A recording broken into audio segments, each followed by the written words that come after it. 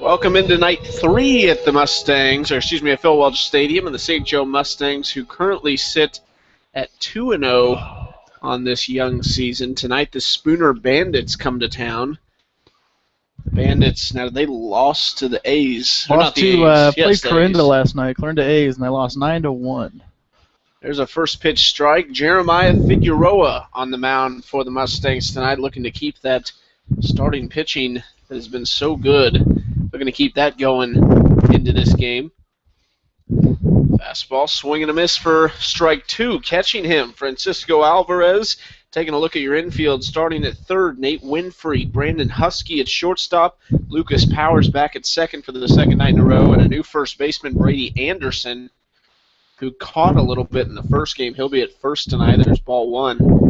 In the outfield, from left to right, Joe Corper, your center fielder and player of the game from last night, Ryan Abernathy, and then Zach Johnson's back in right for the third night in a row. Here's a ball grounded to the shortstop. Husky fields, throws, and it'll be safe. Just there, and that'll be a base hit in the scorebook. A lot of speed in that number 1 spot with Chris Combs leading off for the Bandits there. I saw that last night, too. Yeah. I think it was Ethan Beckett for the Rattlers last night. Right you are. Plenty of speed. Tyler Wright's in the 2-hole. He'll be playing shortstop today, batting from the left side. Figueroa looks over, now deals. There's a ball on the outside part of the plate. So a scheduled doubleheader tonight, and we'll see. I think we're going to be able to squeeze them in. I don't want to jinx it, but looks like the clouds are clearing. Don't do it. Come on. We'll see. A 1-1 count now to Wrights. We will see. Yes, 5:30, and then depending on what time, both games 7 innings tonight. 1 ticket gets you to both of them. I believe that's right. Is that correct? That's absolutely correct. Here's a bunt now fielded by Figueroa. He'll go to first, over the head of the first baseman, but comes down in time. Anderson made a good play over there. We thought we were going to have our seventh error of the season there, but a good play by Brady Anderson at first. The runner moves over to second base. That's Combs. Now Jared Nealon will step in. See if he can get something going. Nealon batting from the right side. He'll be playing right field. Breaking ball too low for ball 1. Tell you what, the rain is scaring the fans away just a little bit in these past couple nights. Yeah, we had a great crowd last Tuesday night for opening night, 3,100, and then just under 900 last night. And looks to be about the same tonight. Figueroa, 1-1 count, 1 out in this one. An infield single to lead things off for Combs. Fastball in the dirt. Alvarez blocks it up. We talked about Alvarez a little bit. 16 stolen bases on his season this year for his college team. And he's very slim for a catcher. Very slim, and obviously got some speed back there, and we see his quickness behind the plate when he blocked that fastball. There's another ball outside, but just not your average catcher, really. Seems very rare to see a catcher with lots of speed, you know. All that crouching down they do, you figure it puts a lot of work on the knees, and they don't do a whole lot of work on the base paths, but Alvarez coming in with 16 stolen bases, you said? 16 or 18, one of those two. Here's Very a grounder impressive. to the second baseman, Powers. Fields, throws to first, and there's out number 2. Hunter and Combs over to third, now 2 outs, and we'll see Snyder, the DH. Wes Snyder, DHing tonight, and in the 4-hole, we'll see what he can do. And now not the Spooner team, they're from Wisconsin. And you said, I'm going to let you explain this, what they're kind of doing down here, and they're going to do it again later in the season, I believe. Yeah, what they're doing right now is actually they're scheduled to play some Mink teams for the first time this season, for the first time ever, actually. They're doing a little Southern swing where they played Clarinda last night, Like we said, they lost 9-1 last night, and they play the Mustangs for a doubleheader tonight and head over to Chillicothe tomorrow night. Then they're doing the same thing. They'll be back here in St. Joe on July 2nd, playing Chillicothe the night before and Clarinda the night after that. So they're trying to get some action here with the Mink League, one of the more prestigious leagues for the summer collegiate teams. But hopefully they're looking for their players to get a little scouting action. There's a ball, so ball 2, and Figueroa is struggling a little bit to start this one.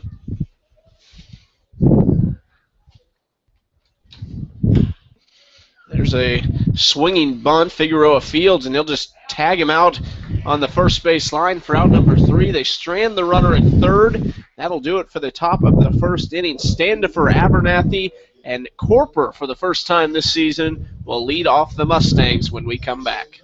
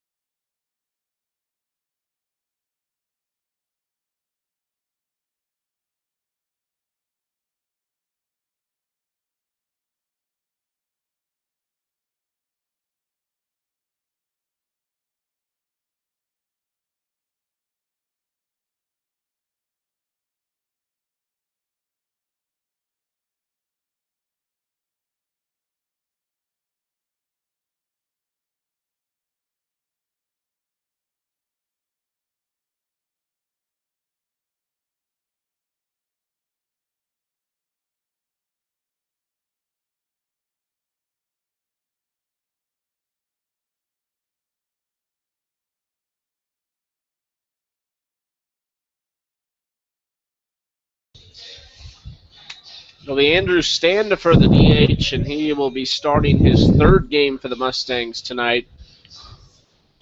He'll lead this bottom of the first inning off. 10 runs last night, 2 in the first night. Now a doubleheader tonight at 5:30. This game started, and we'll see what time we get to the other one. Really, the games haven't been that long. No, they've been pretty short. We're about 2.5 hours so far, it seems like. This one fouled back for strike 1.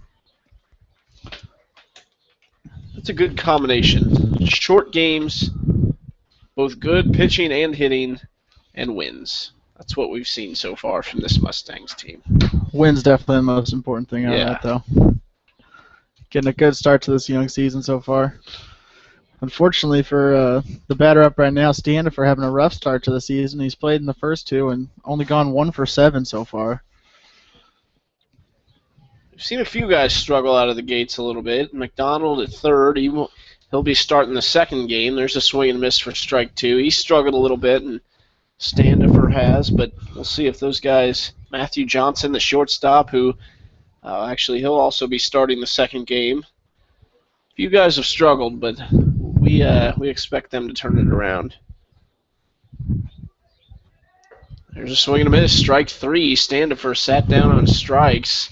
The pitcher for the Spooner Bandits tonight, Luke Schultz, right-hander, gets his first strikeout of the night. The Bandits, a little bit of a unique team. 10 guys on their roster today. They get here, and their coach adds 2 more to it. We assume they were just later ads and weren't on the website yet. So 12, and I believe they actually have 13. I saw another one on the lineup that I didn't have. So I believe 13 players. That's where the Mustangs, they got like 13 pitchers, more than 13 pitchers. So they are plenty of bodies for the Mustangs. And Bandits may only have 13 guys, but they do draw from all over the country for the players they bring. They actually have a guy from Florida and a guy from Montana playing up there in Wisconsin for them. So small roster, but drawing from all over the country is never a bad thing. Abernathy, the star of the show last night, 4 for 5, 2 runs, 2 RBIs, 2 stolen bases. He was our player of the game. He's 1-1 count now and fouls that one back to make it a 1-2 count. Center fielder from Northwest Missouri State. That's 2 nights in a row we've had a Bearcat as our player of the game. We'll see if someone else can steal that crown tonight. Makes me a proud alumni. There you go.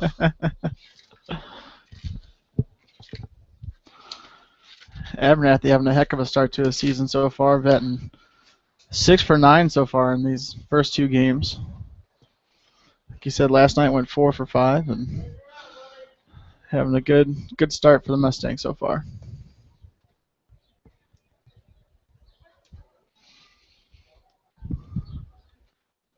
On deck will be Joe Corper, a guy we haven't seen this year yet. He just got here. Was it yesterday? I believe so. In the past couple of days, he just got here. He plays for New Mexico State as a sophomore this year.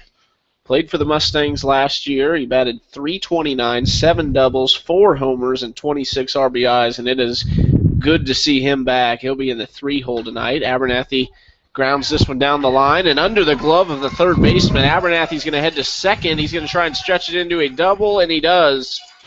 We'll see how they rule that one. It looks like it should be an error, but we'll see what they give it to. Abernathy, a lot of speed. Regardless, he gets 2 bases on that one. Yeah, I know we talked about it a lot the first 2 nights, but he is definitely one of the quickest ones on this team. No ruling yet on whether it's a hit or a error. We'll let you know as soon as we know. Abernathy is on second. We know that, and we know he can steal third. He did it last night. He stole second last night and did that same thing in the first game of the season. So here's Corper playing left field. They'll give Abernathy a hit on that one. Give him a double, actually. There's the pitch in the dirt, blocked up by the catcher Cranston. Seem to recall last season Joe Corper only ended up playing, came in about halfway through the Mustang summer last season, but his brother Chris Corper played all last year and was a big part of that Mustangs offense. Ended up, I don't know what happened this year, but he was supposed to come back and ended up not making it back this year. There's a base knock into left center field. Gets past the shortstop. Here comes Abernathy, and the Mustangs take a 1-0 lead.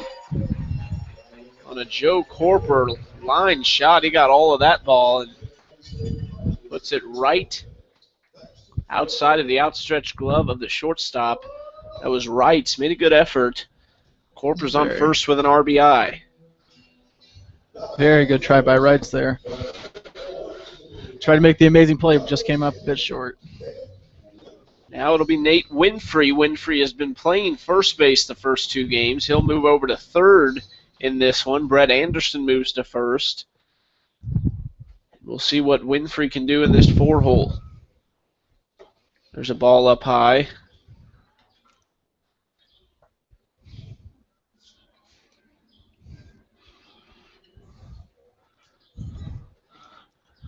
Winfrey's actually still hitless on the season, so he's looking for that first one so far. Here's the 1-0 pitch. Fastball in there for strike 1.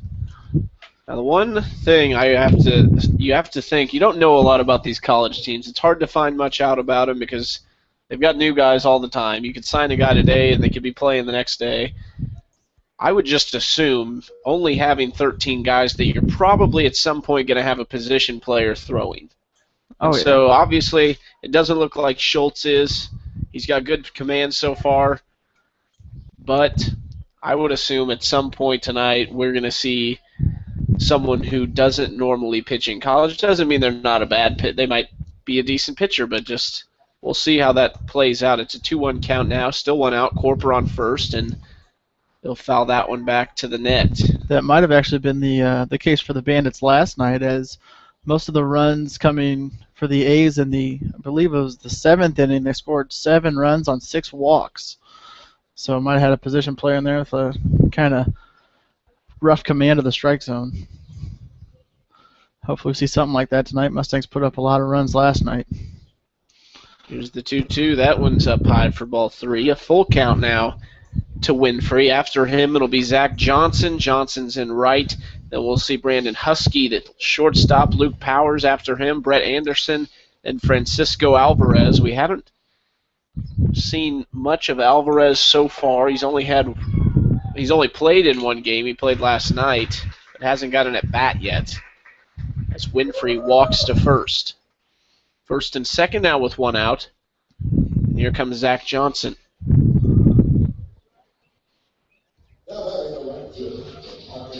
If you do make it out to one of the Mustangs game tonight, they have free laser tag down the left field line in like some sort of pop-up cube kind of thing over there. It's awesome. Like. It looks cool. I would be in it if I wasn't up here. That's for sure. Not only is it free laser tag, but dollar hot dogs all night too. So. Dollar hot dogs, free laser tag. I believe the kids run the bases at some point. I keep on saying that. I might just it's after the second promises. Game. Okay. There's ball 1, a 1-0 count now to Zach Johnson.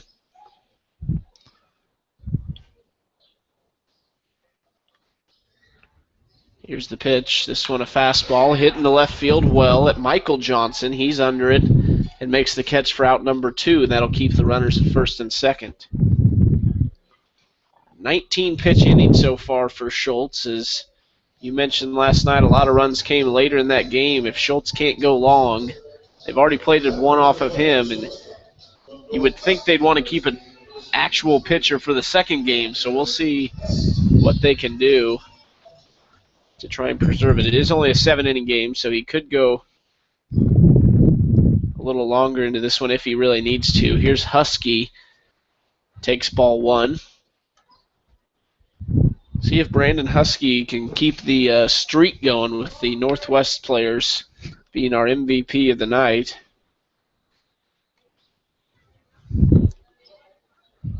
There's ball 2 inside.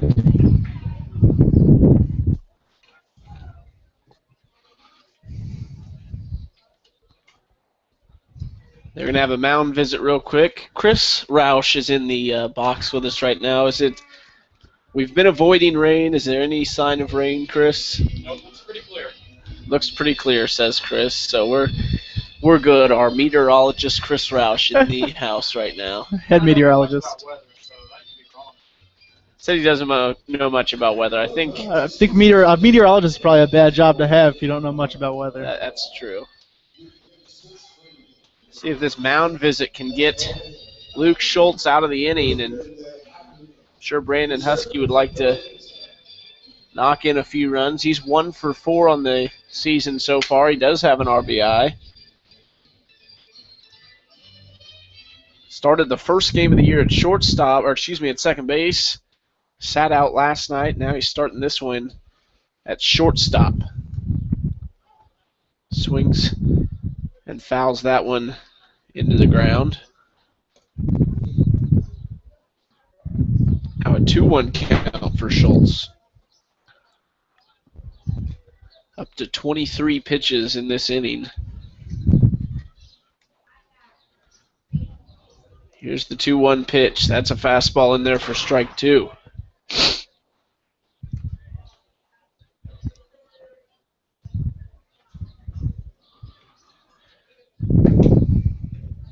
2-2 count for Husky. He's at the left side of the plate here. Is a fastball, and they're going to call him out on strikes. That one just on the outside corner. The Mustangs plate 1 here in the bottom of the first inning. Spooner Bandits be looking to answer in the top of the second.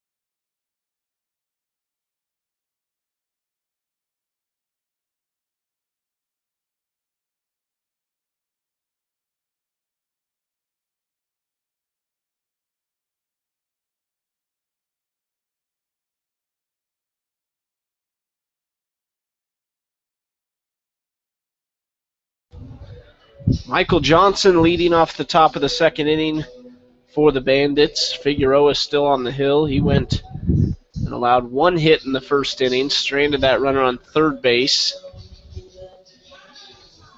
Now Michael Johnson, the left fielder, will be looking to get something going. After him, we'll see Steckler and Francis. First pitch is outside for ball one.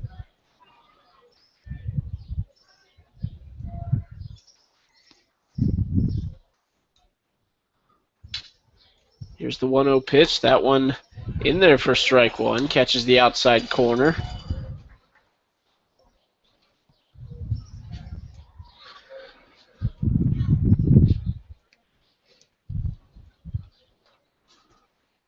There's a ball grounded up the middle. Husky closing in, turns, throws, and got him at first base. A good play by Brandon Husky, closing the gap there in the middle of the infield.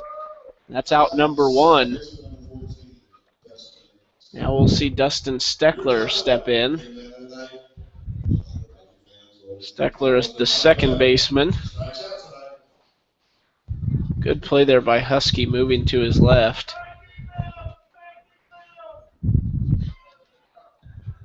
I think I just heard that Steckler is actually the Taco Bell K-Man of the night. Oh, gosh. It's one of the funnier promotions the Mustangs do. I remember seeing it last year, and all the fans, once they got to 2 strikes, just started cheering for it because I believe it's 100 lucky fans get free taco to Taco Bell. There's ball two. That one looked maybe just a little bit high. A 2-0 count now to Steckler.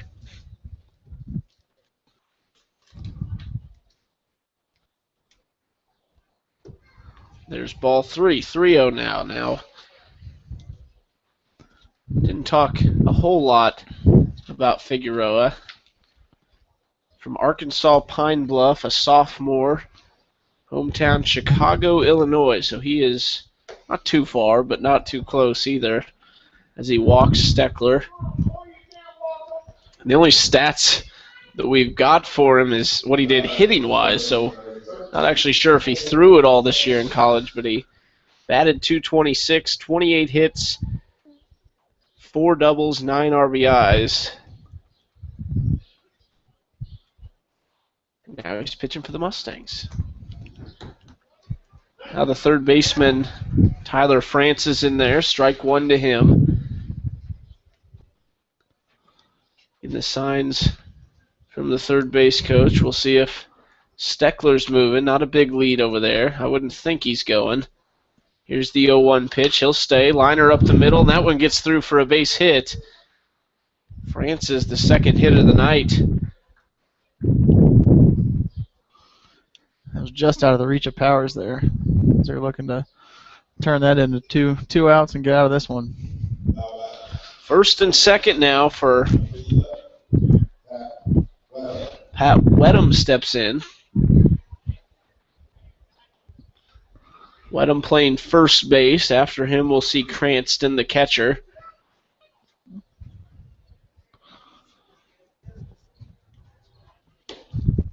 That one's outside for ball one.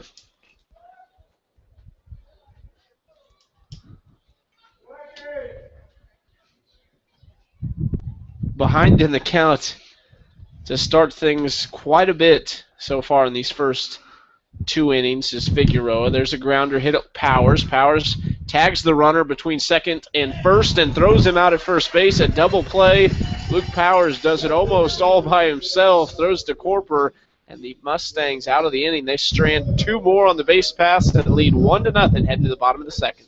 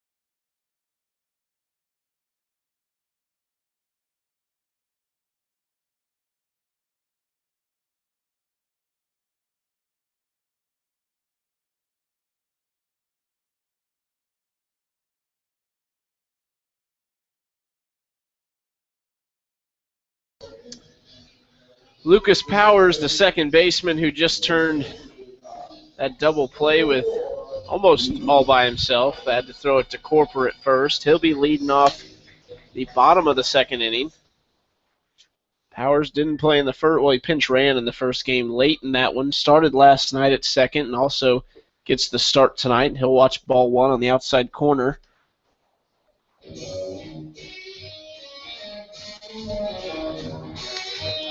Powers a 1 for 3 last night. Swing and a miss there. Now one count.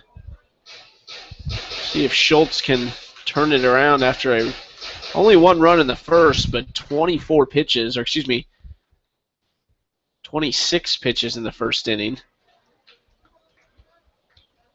There's a ball for ball two.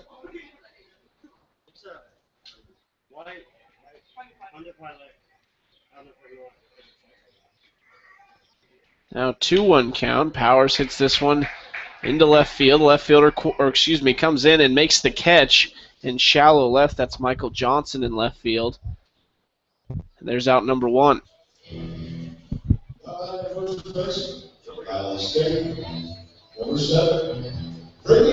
Here comes Brady Anderson playing first tonight. Caught in the first game. Batting from the left side. Another one of these Mustangs catchers that doesn't necessarily fill the catcher build. And we'll see what he can do. Here's the first pitch. This one driven into right center field over the second baseman's head for a base hit. And Anderson starts things off with one out here in the bottom of the second.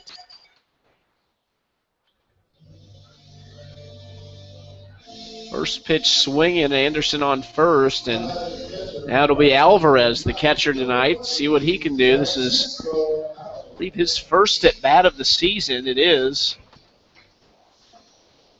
See if he can get things going. He's in the 9 hole. After him, we'll be back to Standifer. Schultz from the stretch. Here's the pitch. That one's up high for ball one. Alvarez actually played at Garden City Community College this season. His first at bat of the Mustang season, but for his college team this past year, he batted .335 and had 9 doubles and 29 RBIs. So seems to have a pretty good bat on him. We'll see. Here's the 1-0. They're going to go to first base. Anderson almost got tangled up there, but he got back in time. We know the Mustangs are aggressive. We'll see if Anderson's going to go here. Has a pretty good lead at first base.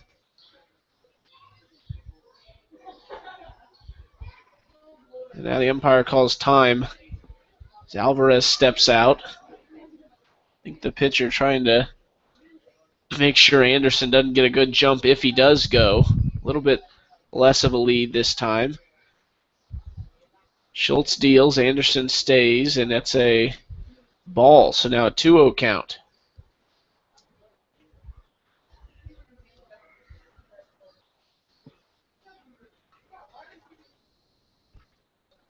Three hits in this one so far for the Mustangs. 2-0, they'll go over to Anderson at first again, and he's back safely. Schultz does seem to be pretty worried about Anderson. You can see him taking a pretty healthy secondary lead there on first. Here's the 2-0, he'll stay. This one grounded foul, just foul. Almost got a piece of the third base bag. That'll be strike one. That'll be a 2-0 count now for Schultz.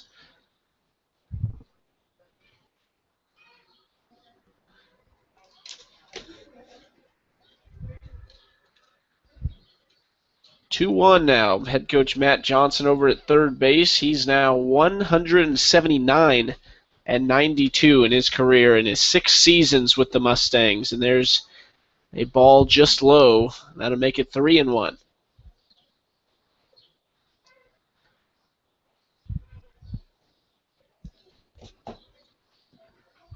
Schultz up to 34 pitches now, and definitely not the number he wanted to see with one out in the second. Here's the pitch. That's up high for ball 4. Now Alvarez heads to first, and we're back to the top of the order. Standifer and Abernathy, and then Corper, who drove in the run. And Corper looks like he's ready to go for the summer. One pitch, and he knocked it into left center.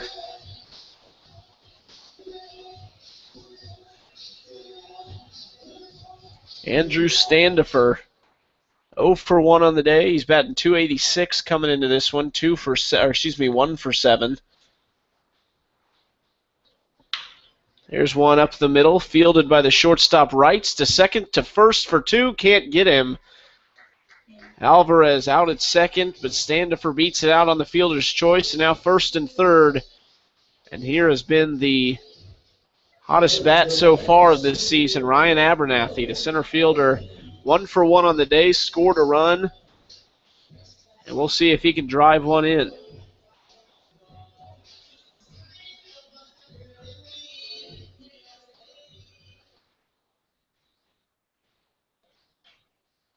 Here's the first pitch to Abernathy. Fastball swinging and grounds it foul down the left side.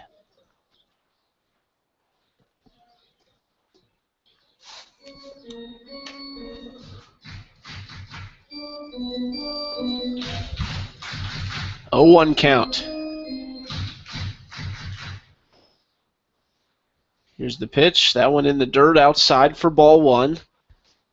Abernathy looking to grab his 4th RBI on this young season, which seems like quite a bit of production out here. 2-hole hitter. Usually not a whole lot of guys to drive in for them. Standifer, no thought of going at first. Here's one hit opposite field. Right fielder moving back and makes a good play on the ball. That's Jared Nealon for out number 3. Mustangs strand 2 here in the bottom of the second inning. They still lead 1-0.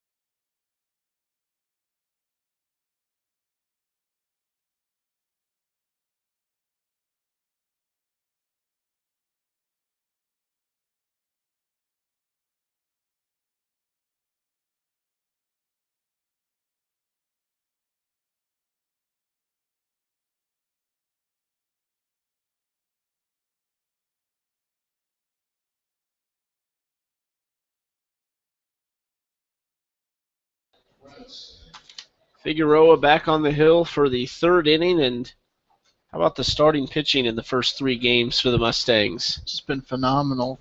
You know, Riker Fox on that opening night going 7 strong, and last night had a good outing from Kenny, and then tonight, you know, Figueroa throwing 2 so far. They're looking really good, just 1 or 2 hits so far. No earned runs so far for any of the starting pitchers. Now an 0-2 count to the leadoff hitter Cranston, the catcher. Zach Cranston 0 for 3 on the season. Here's the 0-2, check swing, and it looks like he went. He did. That's a strikeout for Figueroa. Good pitch there, and there was no question. They appealed to the first base umpire, and a quick fist in the air, and that is a strikeout for Figueroa, his first of the night. Back to the top of the order, it's Combs, then Wrights, and Nealon. Here's the first pitch to Combs, a good breaking pitch, just a little high.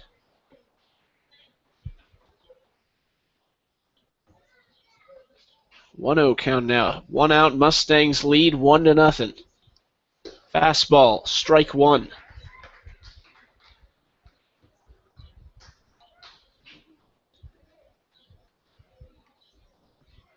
Second game tonight, it'll be Miles Gully on the hill for the Mustangs. There's a curveball fouled back, make it a 1-2 count.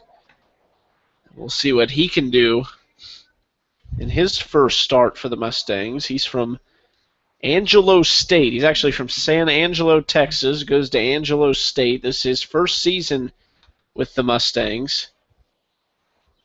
A junior at Angelo State.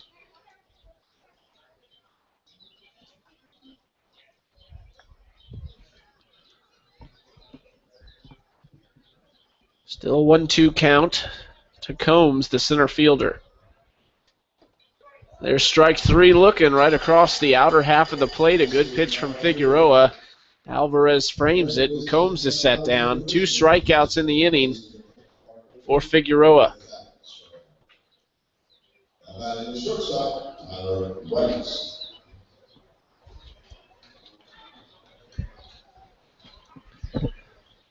Here's Wrights, and we'll see if he can get something going. A grounder up the middle. Husky closing and can't reach it. That's a base hit into center field.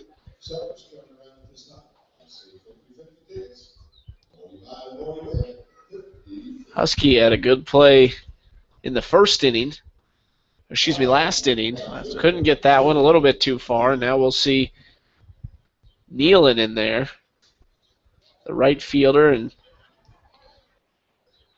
got to get something going here because the Mustangs bats do not quit. And whether or not they're scoring or not, they've always got guys on base, and eventually the runs are going to come.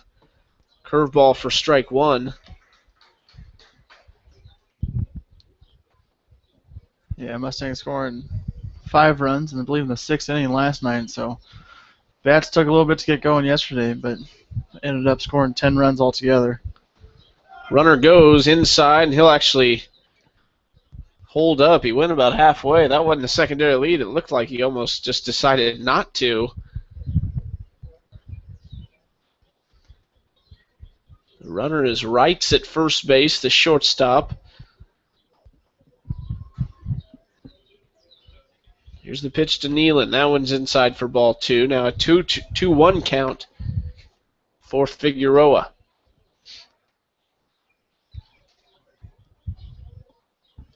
Love to strike out the side here. Got out of a jam last inning, the first inning. That one's fouled back for strike 2, and now an opportunity to strike out the side.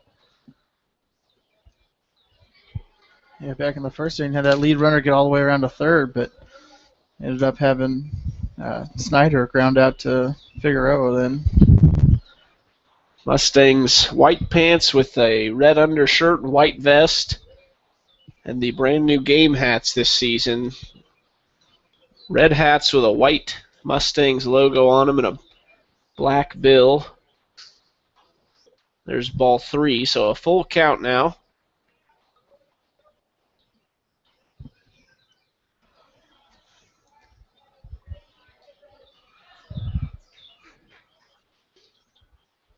Here's the pitch that struck him out, and Figueroa allows 1 hit but strikes out 3, and that'll do it for the top of the 3rd inning. Mustangs coming up in the bottom of this one.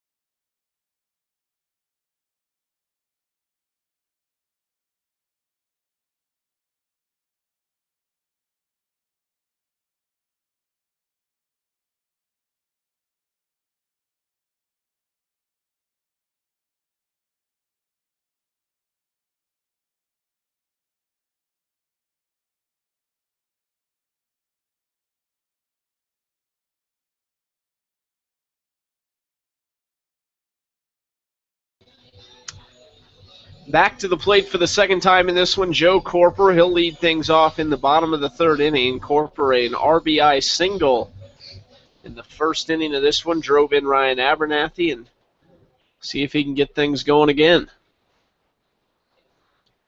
Here's the first pitch. She'll let that one go for ball one. Tough to lay off, but a good eye.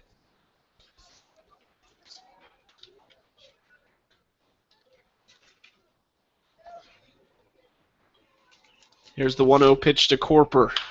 Hit up the middle at the shortstop right. Fields on a short hop. The throw to first is not in time. A base hit for Joe Corper. The big left fielder beats one out on the infield. Wouldn't have guessed it. Definitely didn't see the speed coming from Corper there. Here's the third baseman, Nate Winfrey now.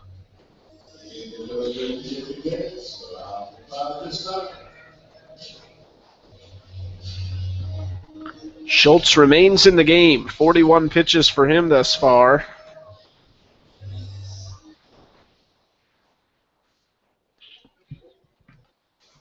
Here's the first pitch. Fastball, strike one. Still just a 1-0 lead. We're halfway through this one. We're just about to the halfway point. 7-inning games tonight. We're having a doubleheader, so if you couldn't make it to this one, come on out for the next one. Probably going to be started, if this one keeps this pace, I would say around 7:30, really. Come on out. It's family night. Laser tag free down the left field line. Dollar hot dogs. Bunch of good stuff. Here's the 0-1 pitch.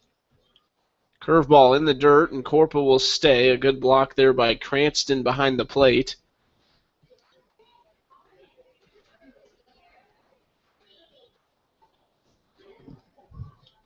Not a whole lot of options for this Bandits team as far as substitutions. We mentioned 12 or 13 guys on the team. Here's the 1-1. Driven into left field. Base hit. A line drive between the third baseman and shortstop. It'll be first and second now. Here comes Zach Johnson, still looking for his first hit tonight. Got two for the season. 2 for 6 on the season. He's got a couple RBIs too, so hopefully he gets that third one with Corper out there on second. After Johnson, we'll see Husky. After Husky, it'll be Luke Powers.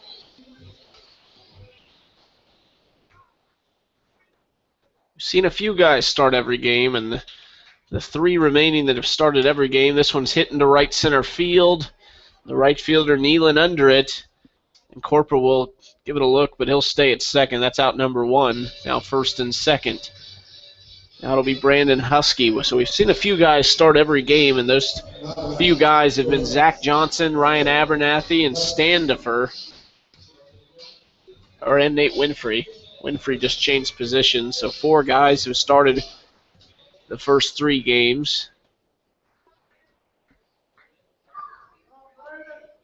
Here's Husky. There goes Corper. Now a pop-up to the shortstop, behind the shortstop. Wrights backs up. He'll be called off by Johnson in left field, and Corper makes it back to second base in time. Now 2 outs with runners on first and second. It's a long way for Johnson to run for that one. That was just a step into the outfield behind the shortstop there. Here's Lucas Powers, the Benton High School product from St. Joseph, Missouri. Made good contact in his first at-bat, but right to the left fielder. I was expecting a lot more than that at-bat because usually he had a good double play in the in the top half of the second there, and then the bottom half he had the first at-bat, and usually see a guy with a good play or good at-bat after that, but ended up just popping up to the left fielder. Takes that one for ball 1 low.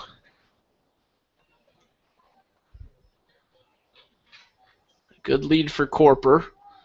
Shortstop Wright's over. Here goes another fly ball in the left center. This one a little bit deeper. The left fielder Johnson over and under it. Forward out number 3.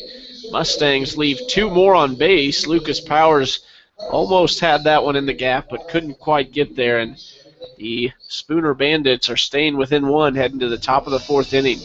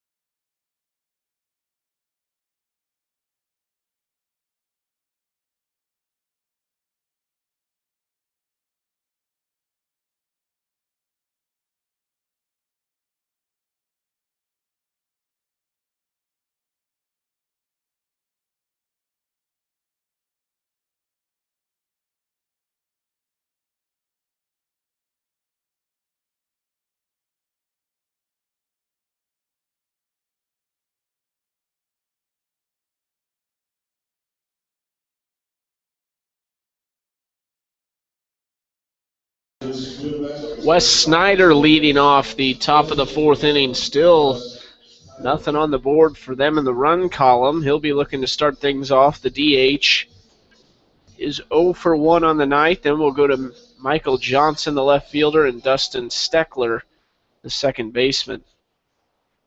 Figueroa so far, 3 innings pitched, 3 hits, a walk, 3 Ks. Fastball driven into left field, and that's going to get down in front of the left fielder Corper for a base hit to start things. A hit in every inning so far Figueroa has given up, and we'll see if he can continue his little rhythm he's been in and get out of this one without any damage done. The rain is gone. I'm going to say it. I think it's safe to say the rain is gone. The clouds are a long way away at this point, and I think we're going to have a couple games tonight, and hopefully a couple Mustangs wins. There's a fastball fouled back for strike 1. Yeah, the sun keeps trying to rear its little head out through the clouds here. We'll see. A couple spots of it, but, you know, hopefully the rain stays away. No curse on us here. Michael Johnson batting for the Bandits. That fastball is up high for ball 1.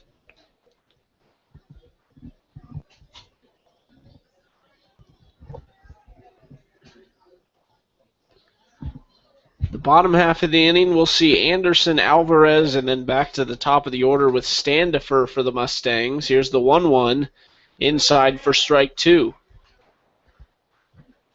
Yeah, you talked about the pitching of Figueroa tonight's been outstanding, but I feel like the Bandits offense having a tough time getting going on the season as they scored, like I said, just 1 run last night, and I believe they played Eau Claire up in Wisconsin on Sunday and only scored 1 run in that game, so tough start for the Bandits offense this season. Curveball fouled off to the left side. Not trying to take anything away from the starting pitching tonight, though. A 1-2 count for Figueroa. 3 strikeouts in the last inning. Allowed that 1 hit, but then shut the door. Here's the 1-2 outside for ball 2.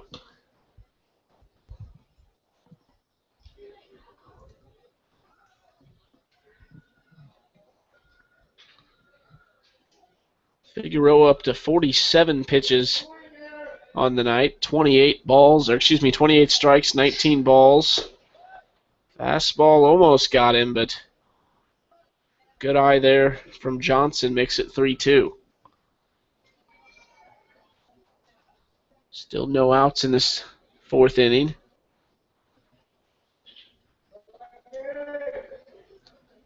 Here's the full count delivery. This one hit into right center field. In comes Johnson, and Luke Powers will make the catch at second and throw to Anderson at first. And the runner Snyder was almost to second base, and I don't think he was stealing. I don't know if that was a miscommunication or if he just wasn't thinking, but that's a double play that had no business being a double play. Guess he just thought Powers wasn't going to be able to get to it. Maybe it was going to be a little bloop single, and he just decided to run for it. Lucas Powers has now turned 2 double plays, been a very large part of 2 double plays tonight. And Figueroa gets Steckler swinging on the first one.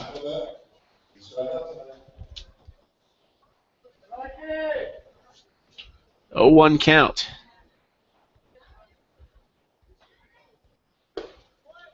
Now 2 strikes, and here you go, the Taco Man. There's the fans, I told you, every time. Everybody starts cheering for tacos.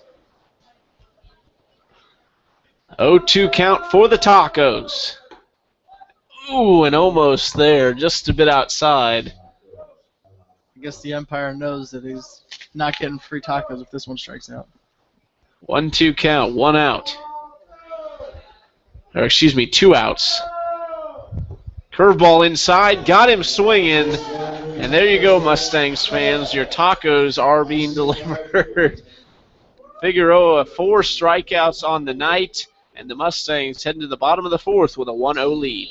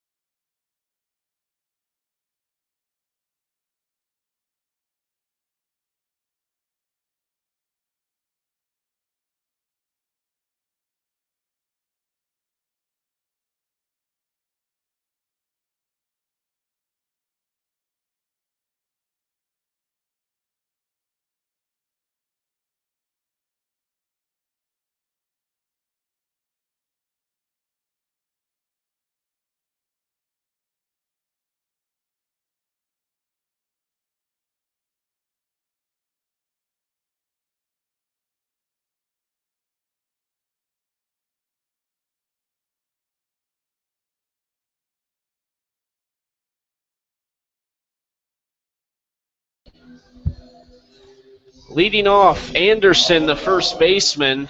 Brady Anderson is 1 for 1 on the night. Waiting on deck, Francisco Alvarez, who walked in his first at bat. Walked and ended up getting thrown out second. Alvarez did. That's what a fielder's choice, yeah. Okay. Ball hit by Standifer to leadoff man tonight. Leadoff man in all 3 games so far.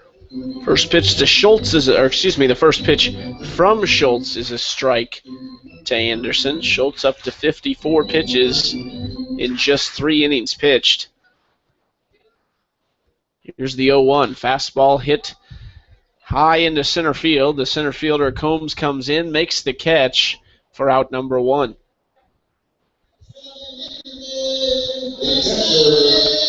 Now it'll be Francisco Alvarez. I was going to say, the Mustangs seem to be getting under the ball tonight, as that I believe is their 6th flyout of the game. So we're getting a little power on it, all flyouts to the outfield, but not good, and they need to start staying on top of the ball a little bit more. Everybody wants to be the first one to get it out of here. They want to be the first to deliver the home run, and there's a ball to Alvarez. Who you got? Who's going to be the first one? Who you got? My money is probably on Joe Corper. Saw him hit quite a few last year, but like we've mentioned, I think last night. A grounder to the third baseman Francis on the run throw. A good one there, and he got Alvarez by a half step for out number 2. So you got Corper. I got Corper. We mentioned last night that Phil Welch is definitely a tough stadium to hit it out of. 400 dead center. No wind out here. Seems to be blocked off a little bit from the wind, but Corper, I believe, had 4 or 5 last year in just about 30 games. So, I believe it was one of the top ones on the team. So we'll see what happens. All right, well, we will see what happens. I'm going to have to pick somebody different. Here's Standifer, lefty. He fouls that one back. 2 outs in this one. Abernathy awaits on deck. I gotta think of somebody. Chris, who you got? It's a tough one.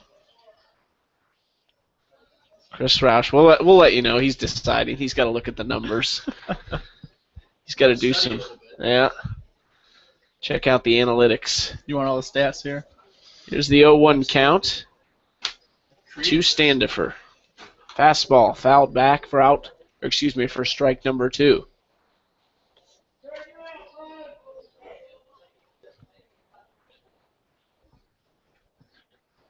It's a tough one. Everyone's been hitting the ball fairly well. I'm gonna take. I'll take Brandon Husky. He hit 2 last year. There you go. Chris has Brandon Husky. He's playing shortstop tonight. Here's Standifer down the third base line. That one's going to get out of play, foul. Now, what effect does the ball hitting the laser tag blow up? What does that have? Is it going to matter? I guess we'll really find know. out. We'll see what happens. Hopefully there's no hole in it, because then everybody will be trapped in there. That's never a good thing. Outside for ball 1 to Standifer.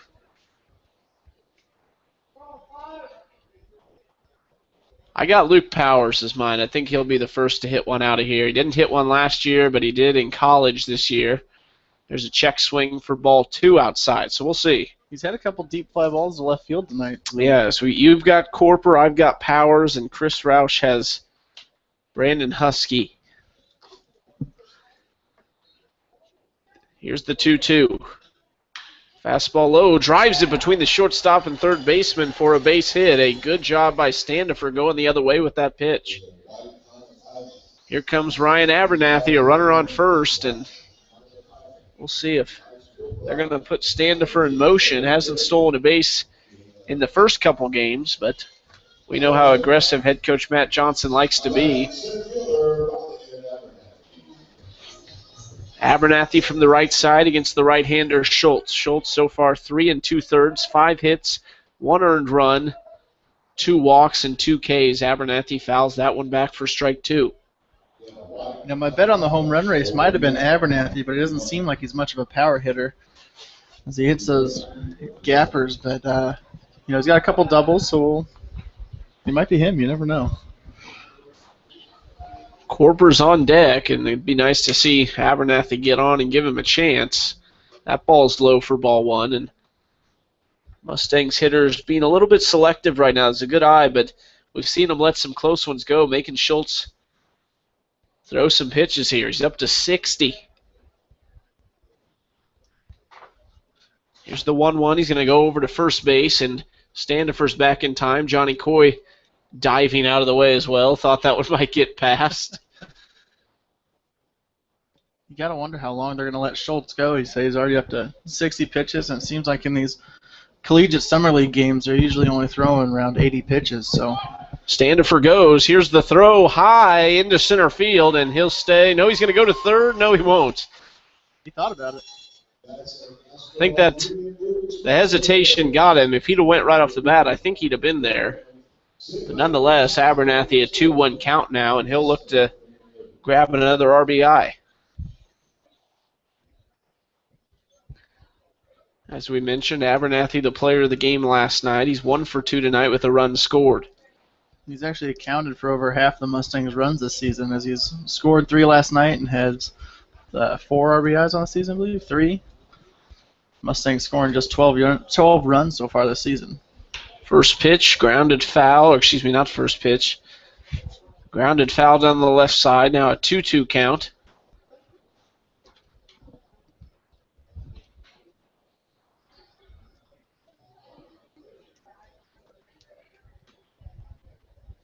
Nice cool day at Phil Welch Stadium. It's a little humid, but you got to get used to that in Missouri. It's just to be expected this time of year. Exactly.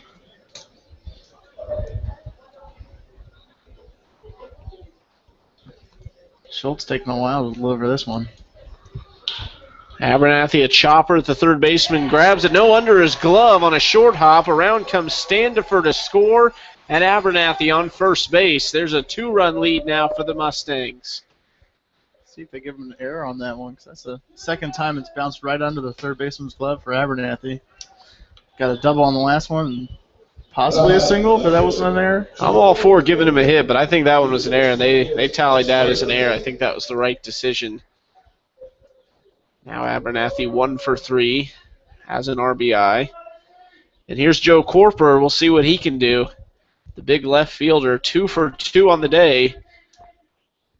As far as I'm concerned, Ryan Abernathy, any place on the base pass is in scoring position. So right now, in my book, he's in scoring position at first base with the speed he's got.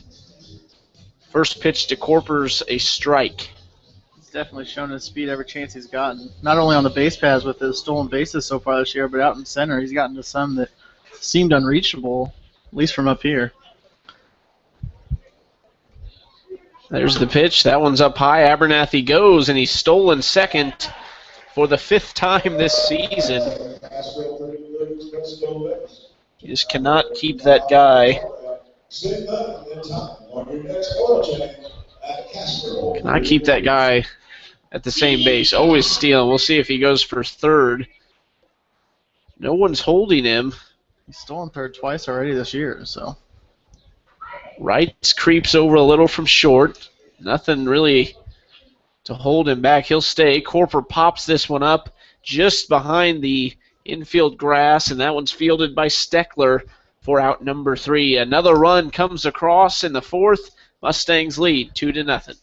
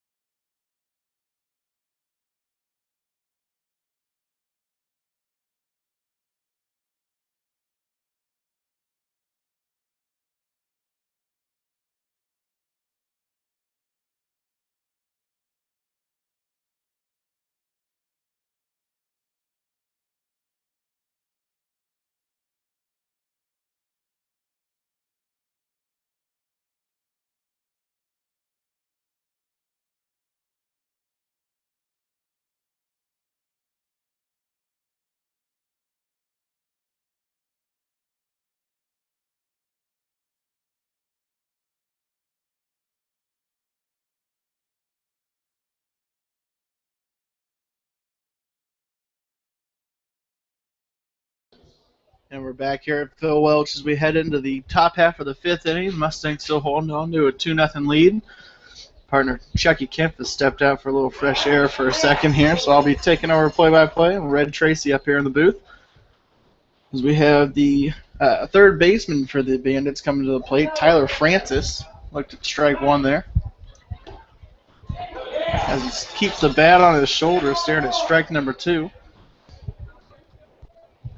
One of the few times Figueroa has actually been able to work ahead in the count here, as he has an 0-2 count. Got ball number 1 bouncing just in front of the plate there for Figueroa.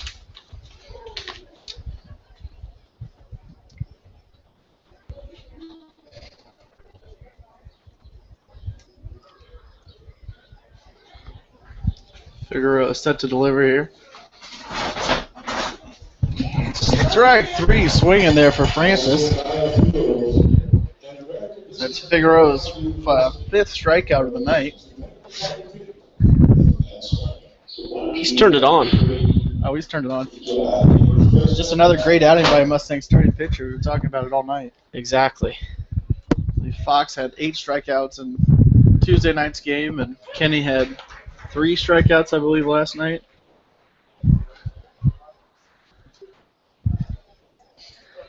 Strike 1 to Wedham, the first baseman. Fastball just a little low.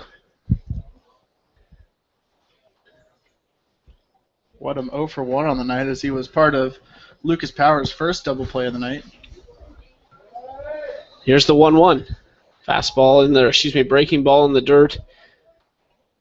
That'll make it 2-1. Still some fans coming in with the rest of this game and the second doubleheader still to come. Might have been fans that didn't know it was a doubleheader because it's getting close to the Mustangs' usual game time right now. Might be right. Still glad to have him out here.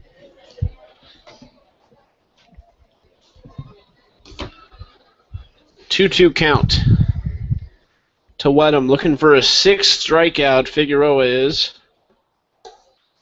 And that one is a ball. Throwing the ball really well tonight. And down in the count early in this one, but really these past 2 innings has turned it around a little bit. Here's the 3-2 swing and fouls it back. Goes all the way up the net on that one.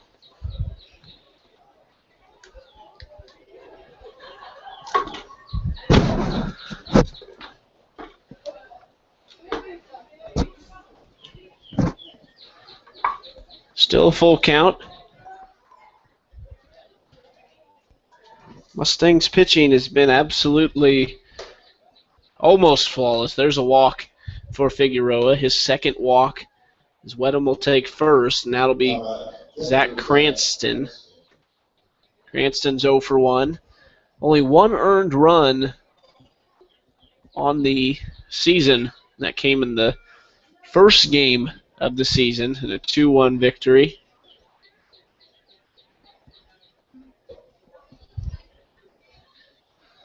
Here's the pitch. A bunt attempt will go foul. Trying to get something going here. Just a short amount of time left, as we only have 3 innings left in this shortened first game of a doubleheader.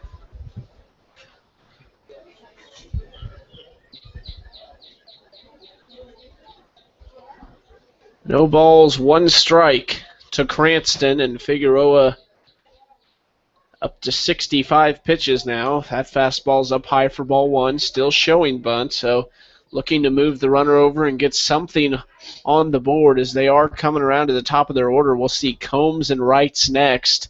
Combs 1 for 2, Wrights 1 for 1. You'd imagine they're going to go ahead and they'd rather Cranston move the runner over. Here's the bunt down the third base line. Rolls foul. Good job there by the third baseman Winfrey to let it roll foul. Now 1-2 count. I feel like he's not going to bunt anymore, right? 2 strikes. You never know. I don't know. They might risk. say, depends on what kind of hitter Cranston is. He's 0 for 1 in the night, and they might, I think you'd have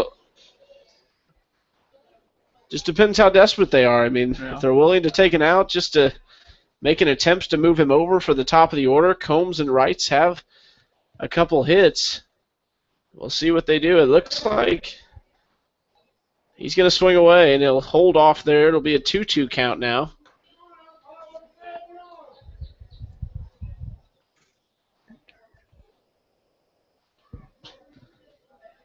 See if Figueroa brings the breaking ball. He's also quite the change of pace. We saw that last night from Trent Kinney. Here's the fastball, just a little low. I think Figueroa thought he might have had him. Full count, though. Good job by Cranston to work it to this point.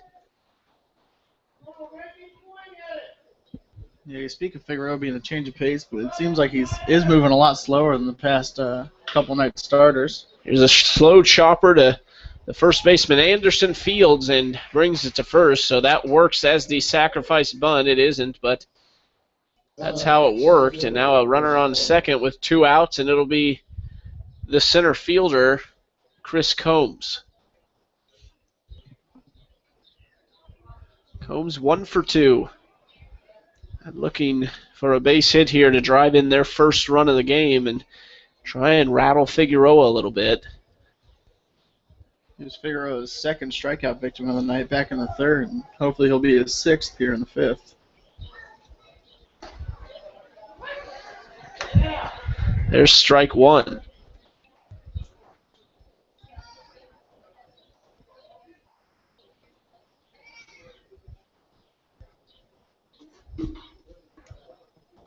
Oh, 1 count to Combs. Curveball driven to Husky at short field. So the long throw got him at first base by a step. A good throw by Brandon Husky at short.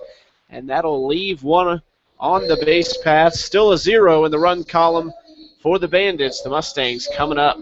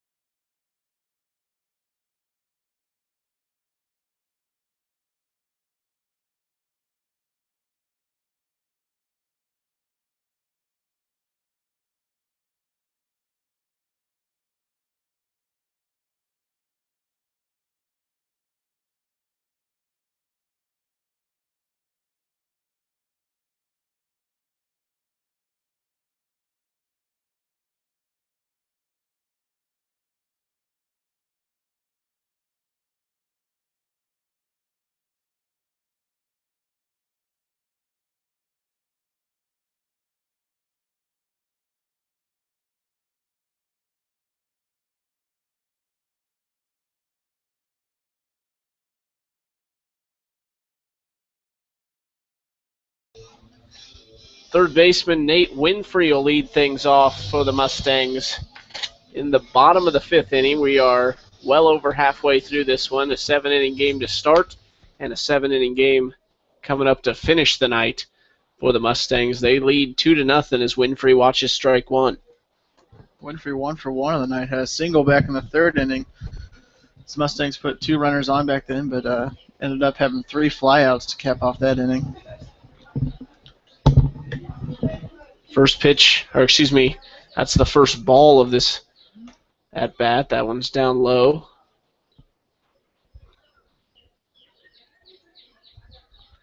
A 1-1 count. Winfrey, Johnson, Husky due up this inning. Schultz still on the mound. Here's the pitch. That one's low for ball 2, and showing a little bit of sign of fatigue. The Bandits are down to one substitute in their dugout. They've got a couple out in the bullpen ready to warm up when they see fit, as Schultz is up to now 69 pitches. 2-1 count. This one ripped right past the shortstop into center field for a base hit. Nate Winfrey, 2 for 2 on the night.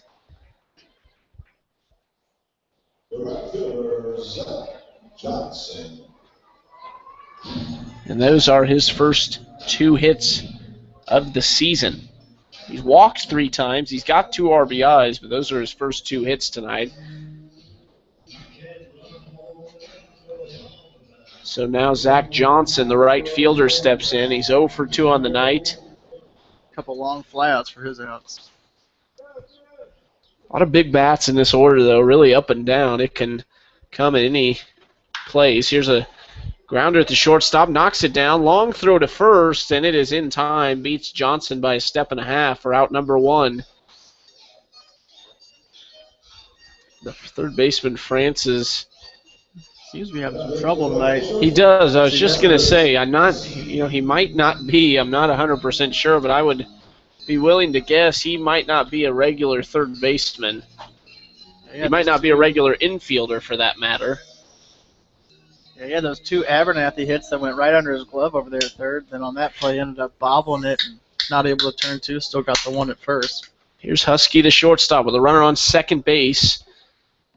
Wright's giving him a look at second, excuse me. Still 1 out, and the umpire calls time as Schultz waits. Schultz seems to be moving a little slower right now than he was at the beginning of the game. I think he might be wearing down here. It is a humid night. It's not necessarily hot, but I would guess the players are a little warm down there.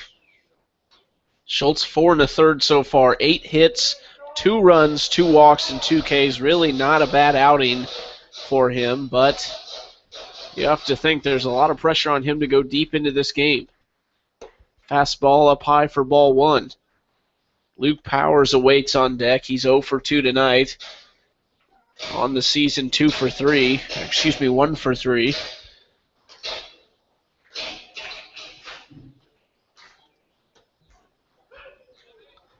That's in there for strike 1. A 1-1 count.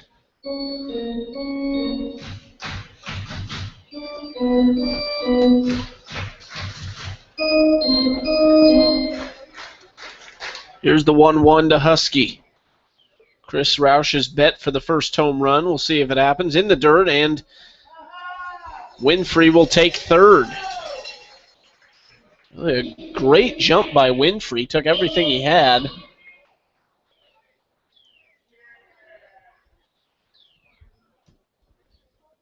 He's on third now, a 2-1 count, and Husky, all he's got to do really is, well, now the infield comes in. All the infielders on the edge of the infield grass, ready to throw Winfrey out at home. Here's the pitch from Schultz. This one fouled high, long down the left field line, off the laser tag, and it did not affect it. We just found out.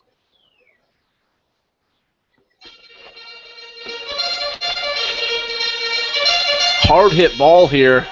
Could very well get through the infield. They are all over Husky right now, and swing and a miss. That'll be strike 3. Doesn't matter. 2 outs now. The infield will retreat to their regular positions. We'll see if Luke Powers can drive that run in.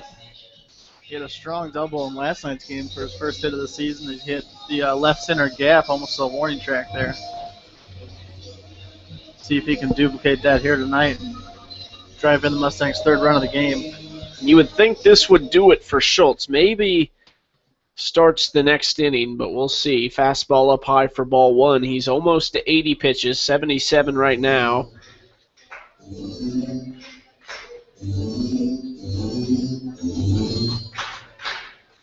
Here's the 1-0 pitch. Fastball outside corner for strike 1. Seems like one fan didn't like that too much. That fan has not liked anything about this umpire tonight. One guy constantly yelling. That one, on the other hand, that was a little inside. No protest from that time. 1-2 count, 2 outs. Powers just looking to put something in play now. Crowds the plate a little bit. Here's the delivery from Schultz. Breaking ball. Powers pops it straight up. The catcher Cranston back, and he falls out of his glove. Schultz takes a deep breath, and you could tell he's wishing that Cranston had another shot at that one, because that could come back to haunt him. You know Powers is relieved. He's hoping for another chance, and we'll see if he can deliver with this next pitch. A 1-2 count, 2 outs. Mustangs lead 2-0. Bottom of the 5th inning. It seems a lot of times when you give a player a second chance like this, they always make you pay for it. So hopefully Powers can do that here. We'll see. Powers, the infield playing way back. A grounder could even be a base hit for him. That ball's inside for ball 2. Good location for Schultz there, as the umpire did give him one on the inside corner. I like that miss. Winfrey still just 90 feet away from home plate. Schultz gets the sign from the stretch. He delivers 2-2. Breaking ball. Powers chops it to the third baseman. A long throw. Got him by a step. Or no, they say he pulled his foot. Wow. Powers safe at first. That'll be an error on the third baseman. And a run scores. Winfrey comes across a 3-0 lead. Is that the right call, Red? Did he pull it? It seemed like he got pulled off the bag, but I thought he kept the toes there, so I don't know if I necessarily agree with the call, but no protest, but the umpire has a better view than I do. I like to think so. We'll see how the scoreboard ruled it an error, but we also have had some discrepancies between the scoreboard and the stats tonight. That is an error on the third baseman, E5. Powers on first now. That's ball 1 to Anderson. You got to think now. Schultz couldn't get past Powers there. I think he's done after this inning. Thinking with the top of the order coming up and 5 hits combined out of the first 3 batters, 7 hits combined out of the first 4, I would think he's done as he checks Powers at first. Yeah, we talked about it earlier in this inning, but the third baseman has been had a big role in the Mustangs offense, it seems like, because he's allowed 2 runs now on a couple errors. Powers with a good jump. That ball flied into shallow left. Michael Johnson coming in at the foul line, makes the grab for out number 3. Schultz gets out of it. Just 1 comes across. Mustangs lead 3-0.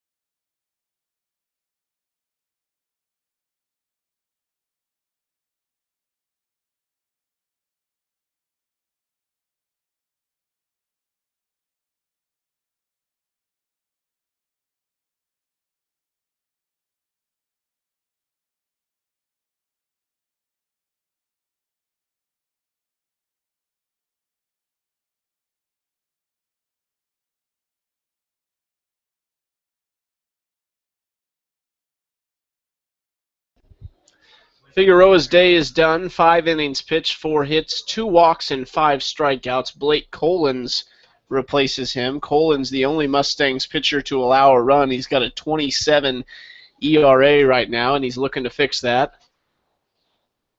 At this point in this young season, he's played as the setup man. Yeah, his only appearance was back on opening night on Tuesday, and he ended up having 2 walks and then hit a batter and got pulled from that game. So looking at trying to find his way here early in the season. There's ball 2, a 2-1 count now to the hitter Wrights. Shortstop 1 for 1 on the night.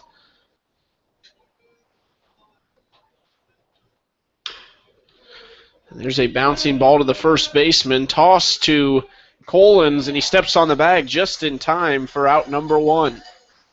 Good job covering there and good concentration as he caught the ball from Anderson.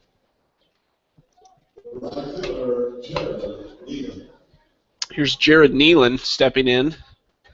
The right fielder's 0 for 2 on the night.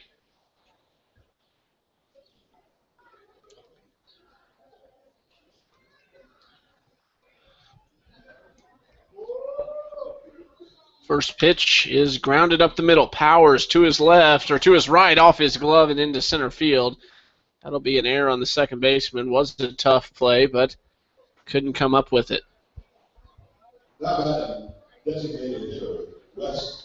My next question for you guys is Wes Snyder steps in. He's 1 for 2, a runner on first now with 1 out for Blake Collins.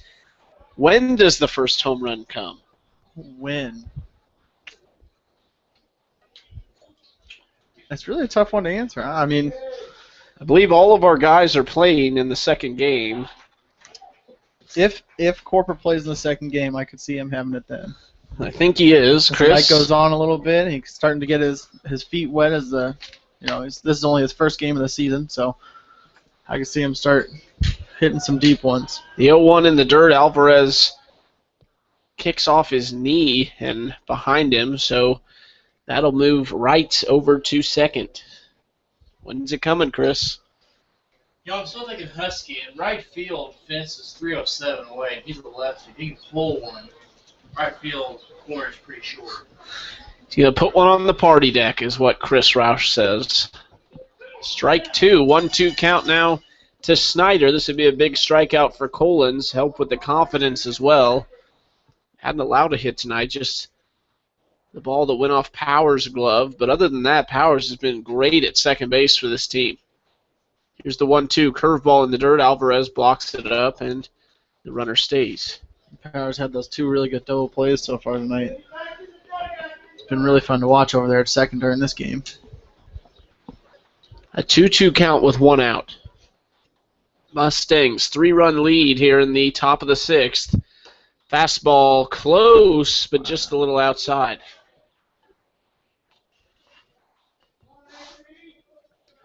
Like what Collins brings as a setup man is good hard fastball, good velocity, and then a big breaker that he'll throw in there. Fastball is fouled out of play behind home plate.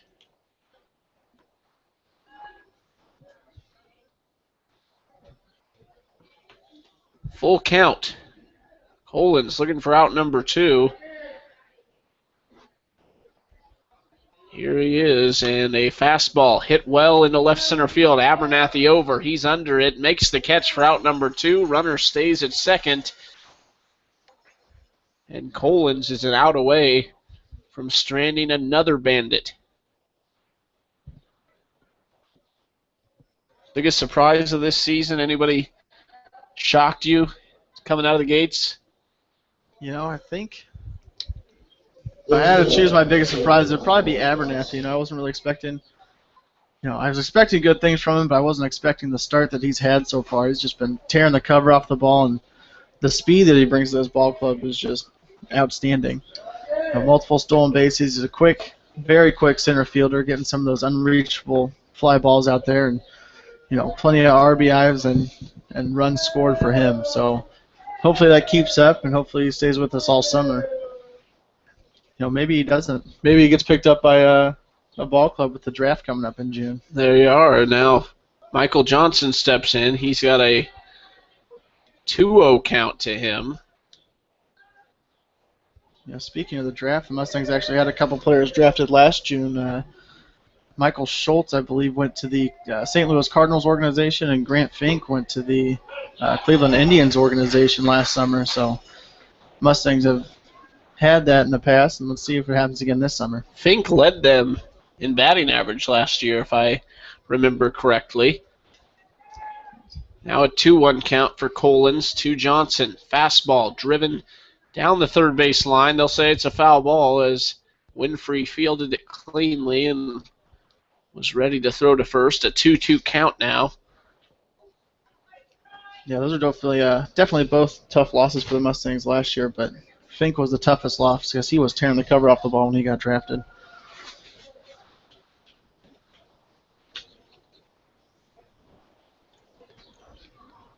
Two outs. Collins looking to get out of this one. Runner on second goes. He steps off, throws to Winfrey, and now we got him in a pickle.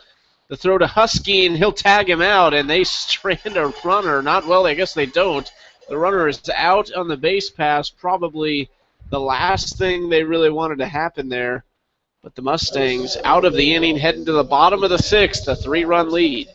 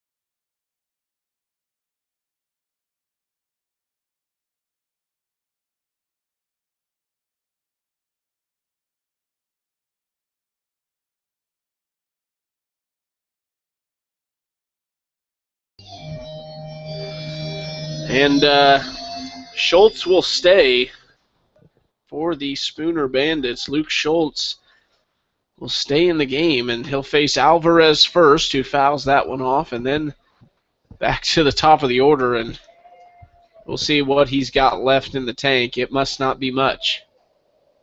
Looked like Alvarez might have caught his ankle on that foul ball, but fortunately no damage done as he hops right back into the box. Alvarez 0 for 1. And here is the 0-1.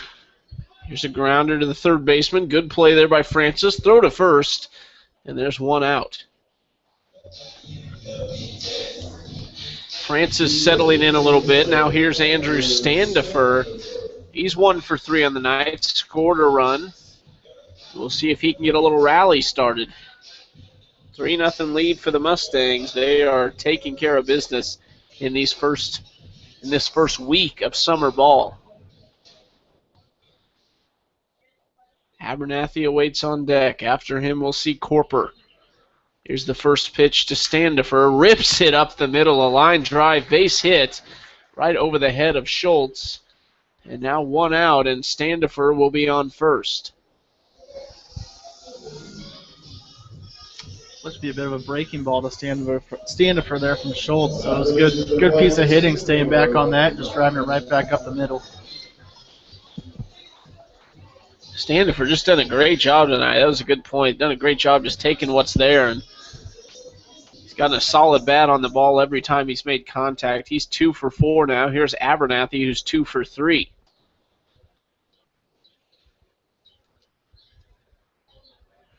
Throws to first, and Standifer is back safely.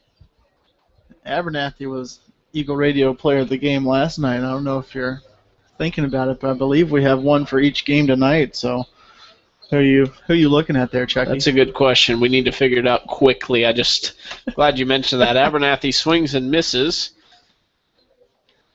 If I were to choose anybody, I'd probably go with Figueroa, as he threw 5 strong and had 6 strikeouts on the night.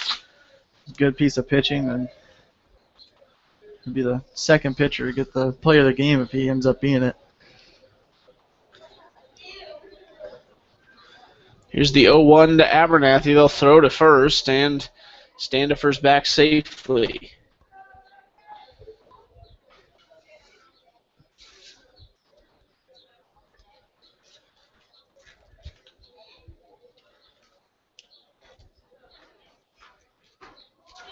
Here it is. Abernathy fouls it off his leg, and that is not good. He limps out of the box, and looks like he's in quite a bit of pain here as he will hunch over and hold his leg. It looks like it's his lower leg. He's got that shin guard on there, but must have hit just outside of that, as he looks to be in quite a bit of pain right now.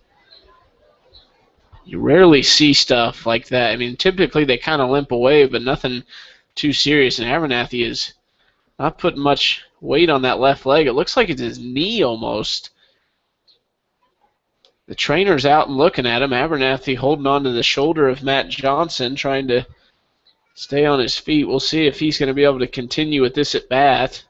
You know, the Mustangs last season were very injury plagued, and you hope that's not the case right here, as Abernathy has been tearing the cover off the ball so far this season. I'm sure that's the last thing he wants. Hopefully it's just a bruise, but we'll see.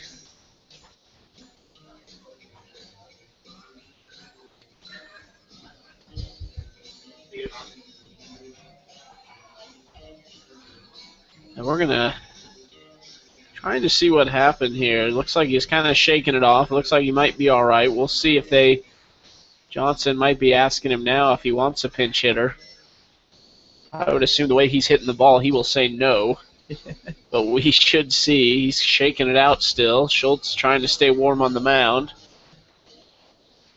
Here comes Abernathy, and it looks like he's going to continue. Matt Johnson looking him over a little bit, but Abernathy looks like he's all right. Hopefully just a bruise, and if so, we'll give him a couple games off and get him back out there as soon as we can. Might not be starting the second game, but he limps back to the box, and he wants to stay in this one. So. And you know they're going to want him for Friday and Saturday. We expect some big crowds here this weekend. Fireworks on Saturday. Friday you got Dollar Beer Night. And Friday's not only Dollar Beer Night, but we're actually taking on our first Mink League opponent as Joplin comes to town. No 2 count to Abernathy. We'll see if he can bounce back and knock one into a hole somewhere. Here's the pitch. That hits the knob of his bat, and it'll stay at 0-2.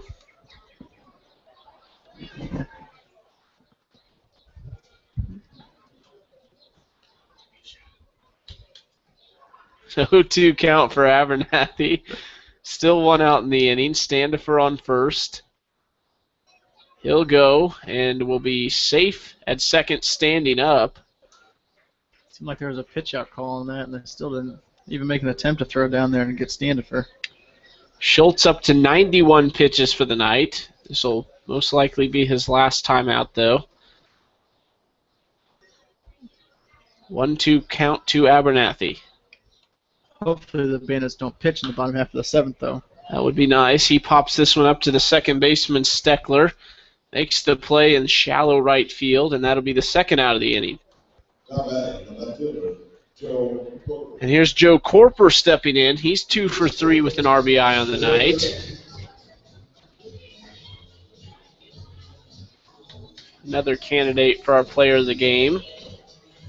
I think you're right, though. I think Figueroa deserves it tonight. Yeah, I'm sitting here looking at the scorecard, and that's really the only one I'm coming up with.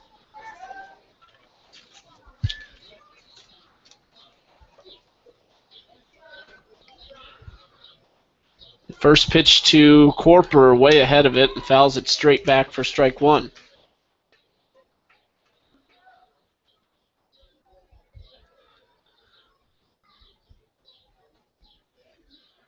Steps back in, an 0-1 count, 2 outs. Standifer on second base. Winfrey's on deck. He's 2 for 2 on the night with a run scored. Standifer goes. The throw to third, and he is thrown out as Schultz steps off. And that will do it for the bottom of the 6th inning. The Mustangs strand one, a 3-0 lead heading to the 7th.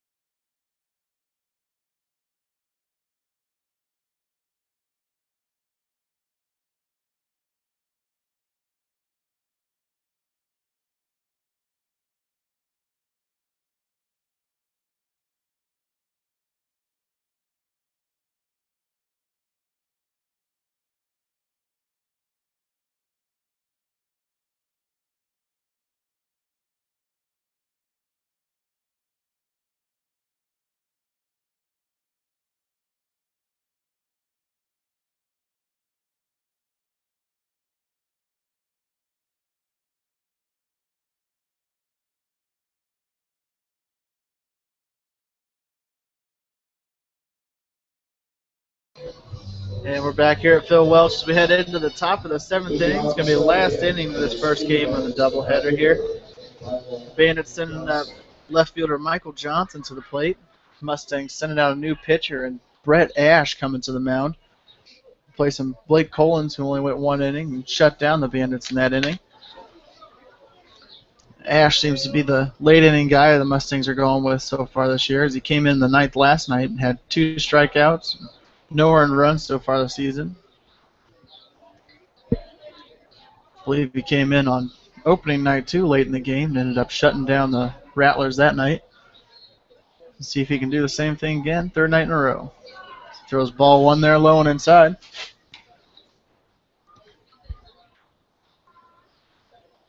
Johnson sitting on 0 for 2 tonight as he flew out to Lucas Powers on the tail end of a double play. I guess it was the beginning of a double play as Powers caught that and then threw over to first to double off the runner Wes Snyder over there.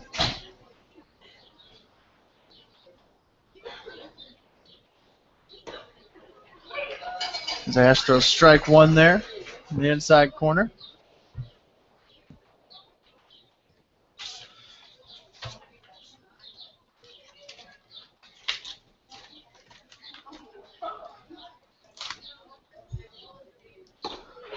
He hit strike 2 there on a nice little breaking pitch, hitting the outside corner, tailing away from the right-handed batter there.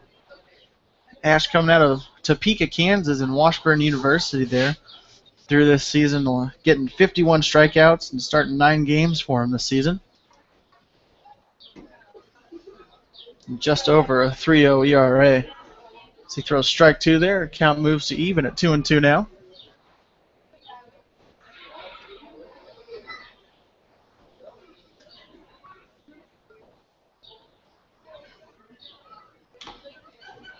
As Johnson fouls one back, right back to the fence there.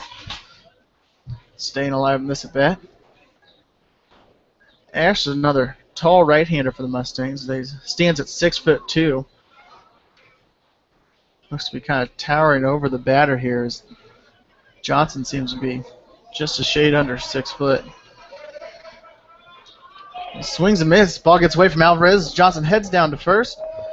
No throw on the play as Alvarez not able to get to the ball in time. Johnson safe at first. And American Business and Technology University made a donation to make the Parkway team on that. That'll end up bringing the second baseman, Dustin Steckler. Dustin Steckler.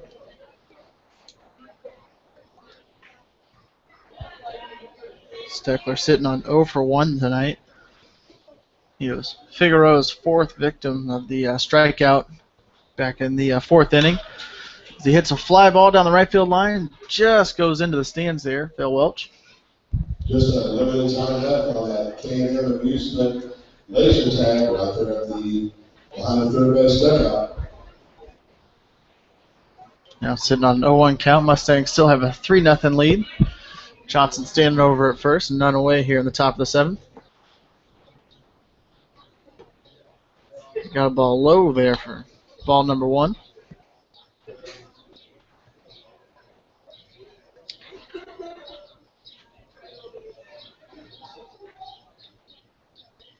Zash set to deliver now. 3rd pitch of the at-bat.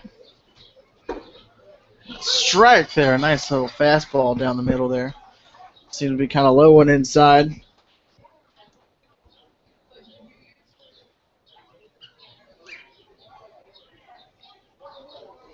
Zash looks over to first base to see if Johnson's going to make a move or not.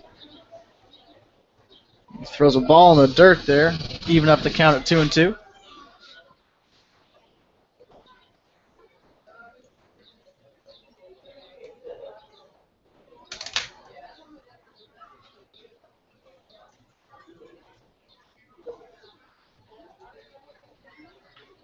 Zash set to deliver here on an even count. A foul ball down the first base line there for Steckler. He's staying alive in this at bat.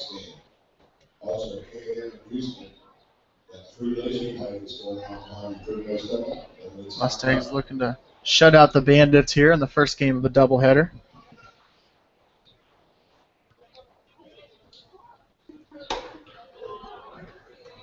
Inside pitch there moves the count to full. None away here.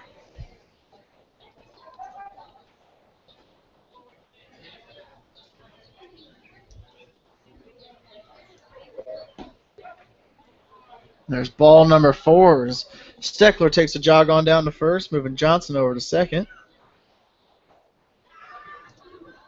The third base, Tyler Francis. Ash giving up his first walk of the season. Not something he does too often, as he only had 18 walks through 9 games started at Washburn University this season. Hopefully that's not anything we see change over the course of this summer for Ash. It's Tyler Francis, the third baseman, steps up to the plate now for the Bandits. Looks at strike number 1 in the outside corner there.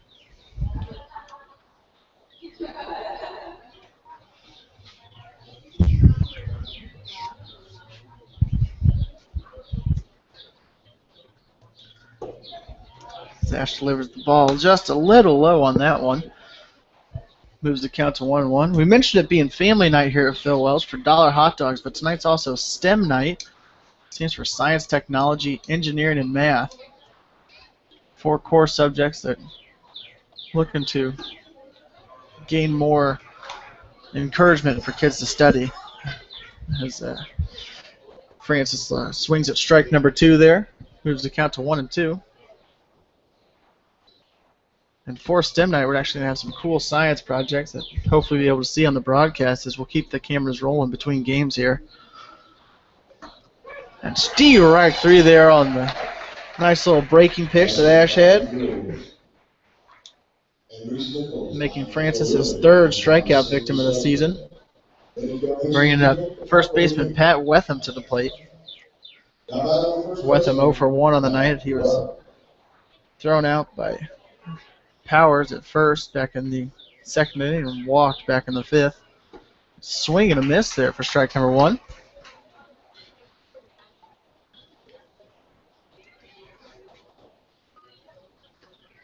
We got runners still standing on first and second.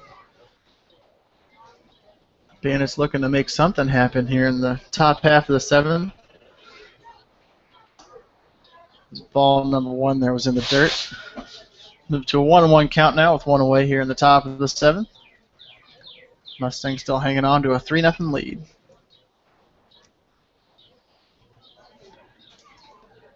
Ash getting set to deliver now. Just a bit low on that one for ball number 2 here in the at-bat.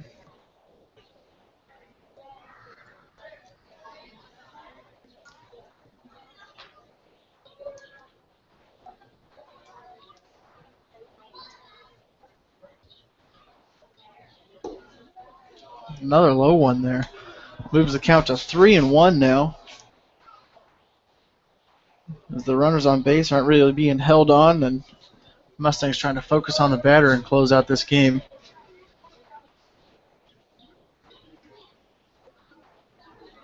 A swing and a miss there for strike number 2, moving the count to full now.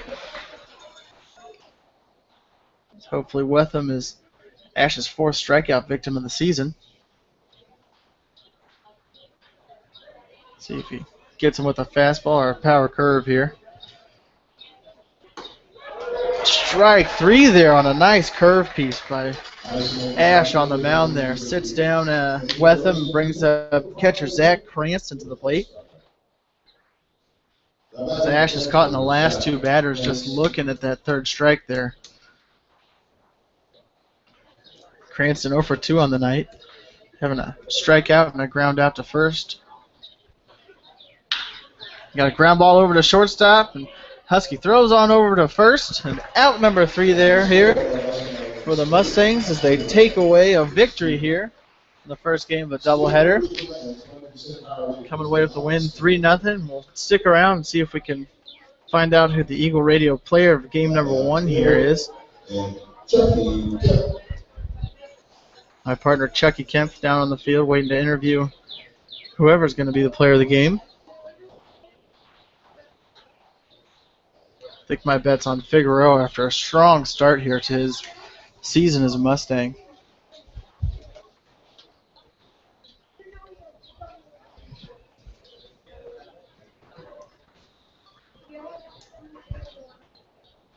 Figueroa went 5 strong innings, allowing just 4 hits and 5 strikeouts on the night. I think that's who our player of the game is going to be. That's what it looks like as he's walking over to Chucky right now looking for an interview. With our Eagle Radio player of the game, Jeremiah Figueroa, 5 Ks, no earned, and 5 Ks pitched. First start of summer. What was your play of this game? I was just a rush strikes, even though I had business high school. Just like consistent strikes. Great start to the summer for you guys, especially the pitching side. The hitting start going. What can we expect from the team this year? Just to stay consistent. Don't do too much. Just stay for that. Do the game. See how it goes. All right, Jeremiah Figueroa, our Eagle Radio player of the game. Give it up for one more time. And there you have it, Eagle Radio player of the game, Jeremiah Figueroa, having 5 strong innings and 5 strikeouts with no earned runs here tonight. And it sounded in that interview like that's the first time he's pitched since high school, so very impressive outing for him. As we move into the break between games here, the Mustangs took game number 1 3-0 against the Bandits, and have game number 2 for you coming up here in about 20 minutes or so. We'll keep the cameras rolling as we'll have some cool science experiments on the field for STEM night here at Phil Welch Stadium. And hope you join us for game number 2 of the doubleheader. The Mustangs will look to sweep the Bandits here on a Thursday night.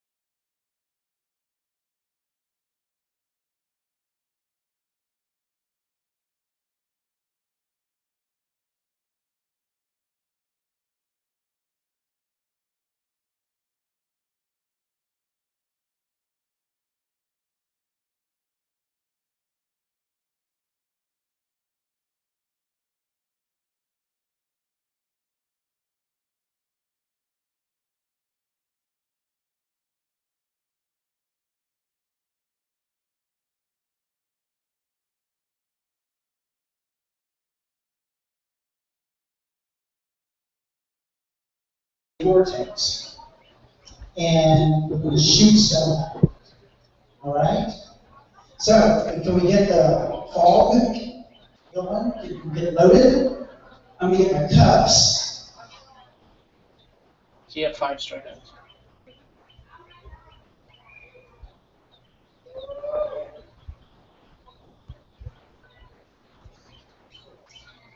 Okay.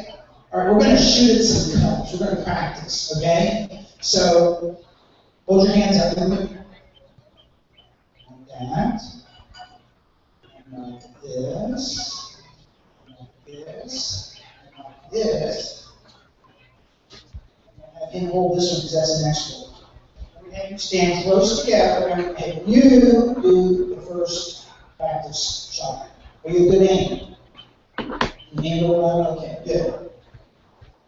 Okay, we're gonna wear it. Can you wear it? Check it. Maybe. We may have to help. Okay. Now what I want you to do is to pat on the back here, and you're going to create a vortex. And then you want to, oh, keep patting. You're messing up her hair too. Okay, now, did you see the vortex? Did you see the vortex? No. Did you? No. Did you get your eyes closed? Were you asleep? Did you sleep in class? No. Okay, we're going to now help out here. We're going to put something in the cannon that will help us see the vortex. Okay? And this is one reason why we can see a tornado, because there's dirt and dust and other things that get pulled up into that tornado, and that's what allows us to see it. I like the rallies in the shower. Oh, okay. Okay, we're going to fill her up, and we're going to, you'll all have a chance to shoot the cannon. Okay?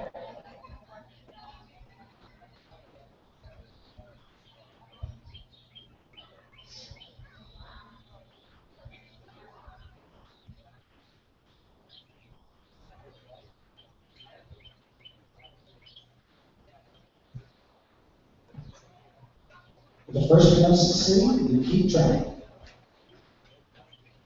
It's cooking.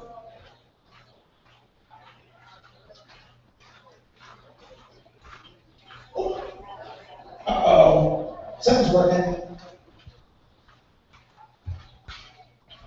Okay, we're gonna fill it up. Fill it up, fill it up.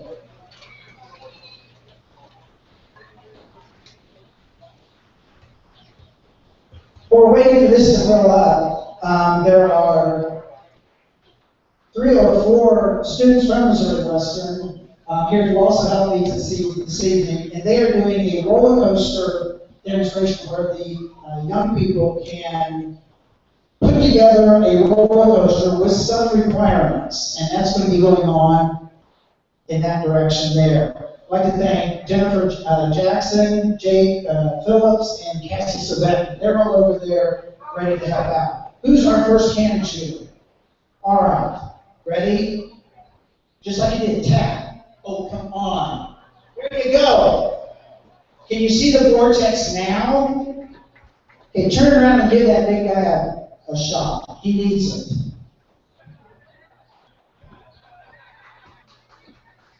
Okay, keep moving. Okay. All right, can we fill some more? We get another shooter. Keep patting. Is there someone that you know in the front row you'd like to give them a... Okay.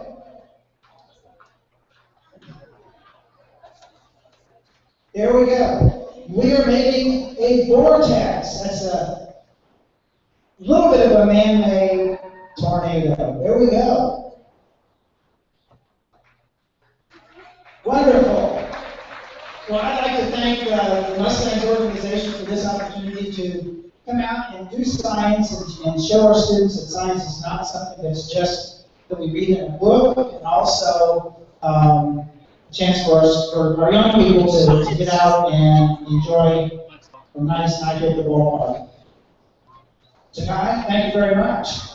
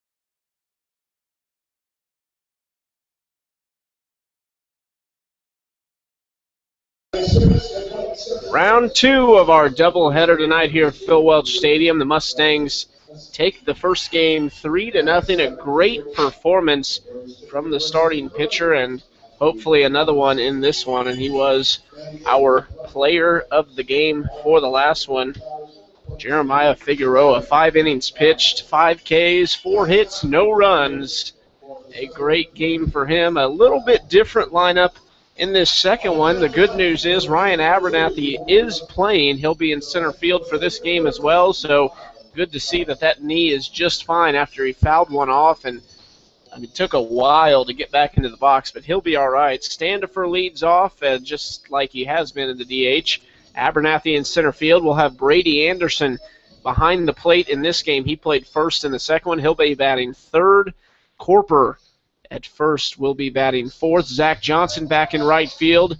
He's batting fifth. Batting sixth, Husky at second base this time. Matthew Johnson back in the lineup, batting seventh. Evan McDonald back in the lineup after sitting out last game. He's at third. Hopefully he can get things going. And Kyle Richards in left field. On the hill, Miles Gully, the left-hander, will get the start in this one. So mixing it up a little bit, not much. Kyle Richards, the outfield looks the same. Or excuse me, it does not look the same. The Does not. left fielder is different in this game. In the previous game, it was Corper in left. We had Nate Winfrey at third. So Corper moves to first. Winfrey comes out. McDonald goes to third, and Kyle Richards goes to left field. He played left field last night. On the hill for the Bandits, it'll be Ethan Bell. And other than that, it looks pretty similar. The only other difference will be at first base. Schultz, who pitched the first game, will move to first now, and he'll be batting sixth. So clearly you see the lack of depth they have as you throw your pitcher who was just DH for in the previous game. He will now move to first base. And you also have to think, one, has he played first base? And two, if he does play infield or outfield, is he going to first base because of his arm, having thrown 6 innings? So a lot of questions there. All I know is the Mustangs would like to start this season 4-0, and they have a good chance, I think. Absolutely. After seeing a lack of offense, it seemed like, from the Bandits in the last game, hopefully Gully can keep the Mustangs starting pitching the way it's been going with no unearned runs allowed on the season. Combs will lead things off for the Bandits in Game 2. Mustangs, as I mentioned, 3-0 in the first game. A good pitch there from Miles Gully. A fastball from the left-hander is in there for strike one. Gully out of San Angelo, Texas, ended up having 8 appearances this year for Angelo State down there and had just a shade under a 5.0 ERA. So something he's looking to fix here coming into this for summer season. Fouls that one back. Now it's an 0-2 count in his first season with the Mustangs. Gully looking to continue the fantastic pitching that the Mustangs have enjoyed from basically everyone in these first 3 games. There's a ball outside for ball 1. I have noticed that all of the Mustang pitchers seem to be towering on the mound, as most of them anywhere between 6'2", 6'3", and 6'6", somewhere in there. 1-2's outside again. That tailing fastball runs out of the zone for the second time in a row.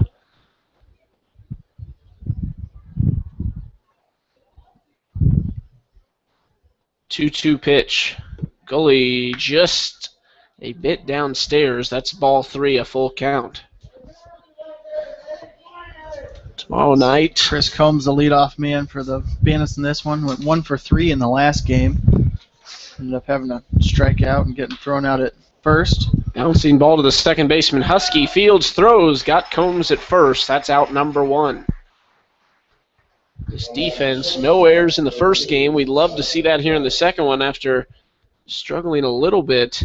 Ended up with 6 errors over the first 2 games. Had 2 errors in the first and 4 errors last night. So good start to this doubleheader with no errors in that first game, which was quite fun to watch.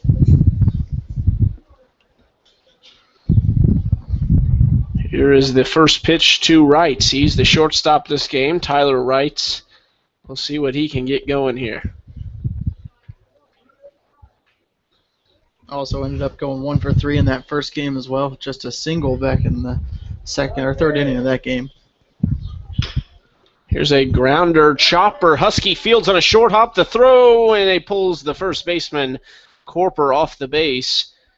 We'll see how they rule it. I would rule that a base hit if I were the official scorer, but I'm not, so we will find out as soon as we can if Tyler Wrights has his second hit of the season. I think I'd definitely give that one a hit, as Wright seems very speedy, and that was a very slow, high chopping ball there. And they will say it's a hit. Wright's on first base for the first hit of the game. Miles Gully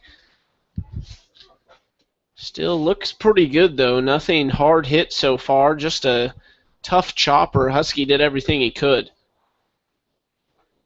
Here's the first pitch to Nealon. The right fielder, Jared Nealon, steps in at strike one. First game, 0 for 3. No one count, 1 out. Nealon from the right side against the left-handed Gully. Here's the 0-1 pitch. This one fouled back and out of play.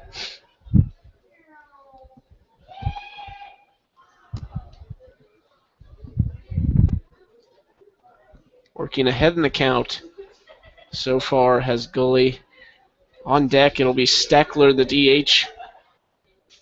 After him, Michael Johnson, who's back in left field this game. Seems like all the Mustang starters have been working ahead in the count. The exception of Figueroa in that last game had gone behind quite a few batters. Grounder right at Gully, throws to Johnson at second, and a high throw can't get the double play, but a fielder's choice, and they have their second out of the inning. Nealon will take first. Matt Johnson back in at shortstop for this game. Matthew Johnson, as I know you would correct me. Chucky Kemp alongside Red Tracy for the broadcast this 2014 summer. So far, it's been a good combination as the Mustangs are 3-0. You love watching almost, typically as a fan, you just want to see what the offense can do, but it has been very fun watching this pitching staff at their finest right now. There's ball one to Steckler, or excuse me, yes, to Steckler. Yeah, pitching's been great. Every starter for the Mustangs has gone deep into ball games. You know, we only had a 7-inning game last time, but Figueroa ended up throwing 5 of those, and Kenny, I believe, going 6 last night, and Fox with 7 on Tuesday. 1-1 count now for Steckler, and found out in the post-game interview on the field with Figueroa, he has not thrown since high school. He is a, I believe, sophomore, going to be a junior in college, and I'll tell you what, they might want to take note of that at the old university because he looked very good and very commanding. Pickoff got him, and now they're going to throw to second, and it's a wild throw there from Corper. Nealon takes second base. Great job by Nealon. Just put his head down and went and basically made up his mind if he's going to be out, it's going to be at second base. Forced Corper to hurry on the throw. No matter, 2 outs. The runner is in scoring position, but a 1-1 count. That was the first pickoff move we've seen from Gully, but it seems like he's got a pretty good one. Standing on the mound there as he fooled Nealon, who just put his head down and ran. Like. Now a 2-1 count as that one's inside, and Abernathy shifts back over to his left of second base. All right. And I was just thinking, I was wondering why he was shift over. A tailing fastball from Gully. You would think the ball's going to travel to the opposite field a little bit off the right-hander's bat, and then definitely to right field off a left-hander's bat. Now a 3-1 count. On deck will be Matthew Johnson, or Michael Johnson, excuse me. So many Johnsons on the field right now. Here's a fastball. Runner goes. The throw from Anderson's high. A great play at third by McDonald, but under the tag. A very athletic play by McDonald to jump, grab the ball, and place the tag. But Nealon takes third. The strikeout, or excuse me, the walk was granted to Steckler. Now Michael Johnson a chance to drive a run in, something they could not do in the first game. And we'll see if Gully can take after the previous game with stranding runners. Seems like the Mustangs' defense is coming out a little amped up in this one as they've been releasing their throws a little bit early and throwing some wild balls around the base paths there. We've seen that a little bit from them, but typically the pitchers have gotten stronger as they go along. Figueroa in the first game struggled. I wouldn't say struggled, but did allow a few more base runners in the first 2 or 3 innings than he did in those last 2. Got out of some jams. There's a good fastball from Gully on the inside part of the plate.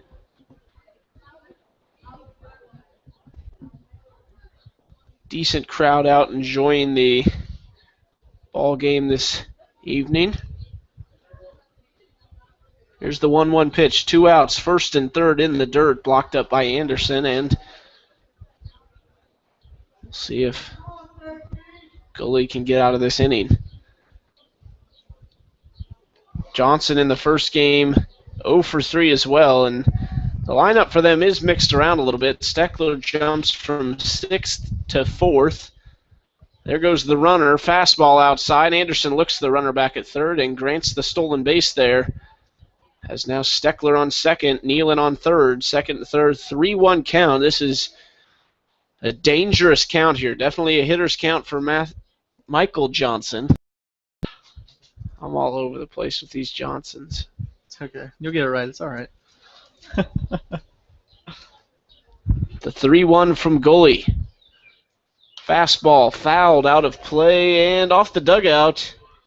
Everybody's okay down the line, but that one had some heat on it as it flew over the Mustangs dugout. I think that's actually where they're building the roller coaster tonight for STEM night. Hopefully that wasn't affected at all. Kids will be sad about that one. Full count, 2 outs. Runners go off the knee of Johnson. That is tough. I guarantee he wouldn't mind.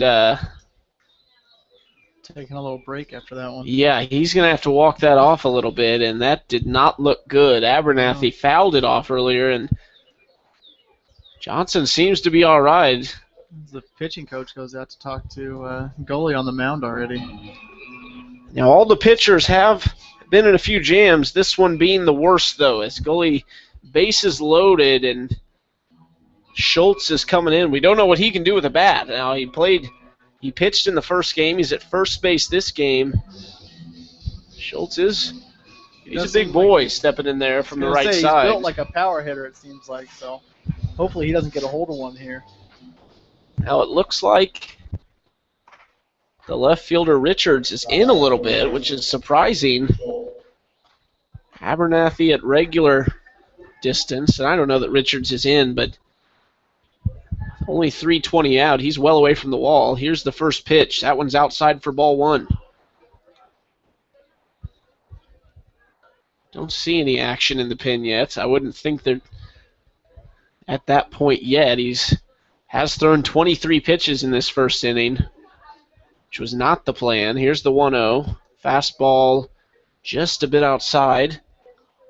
Seems like he's coming out a bit of a adrenaline rush, and playing at a small-time college like that, and down Angelo State may not play in front of a crowd as this size. So the 2-0 fastball grounded to Corper at first. A Sunday hop will help him out, and that will do it. Strands 3 on the base paths. Gully gets out of a jam. We'll be back. Mustangs, Standifer, Abernathy, Anderson coming up.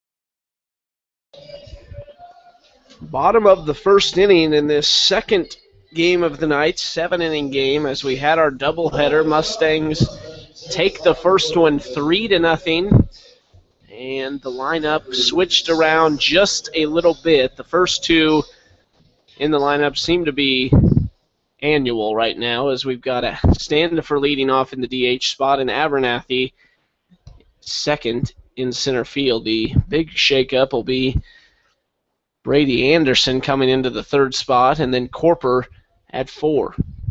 Fastball drilled into left center field. Left fielder back under it, and Michael Johnson makes the first out of the inning.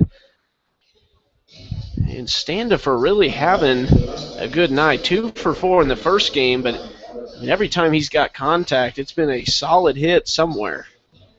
Yeah, it's an impressive first game after only going just 1 for 7 in those first 3. So seems to be coming out of a shell a little bit, and had a deep fly ball there. It just happened to be right to the left fielder, Johnson. Here's Abernathy. That ball's in the dirt. Ethan Bell on the hill for the Bandits.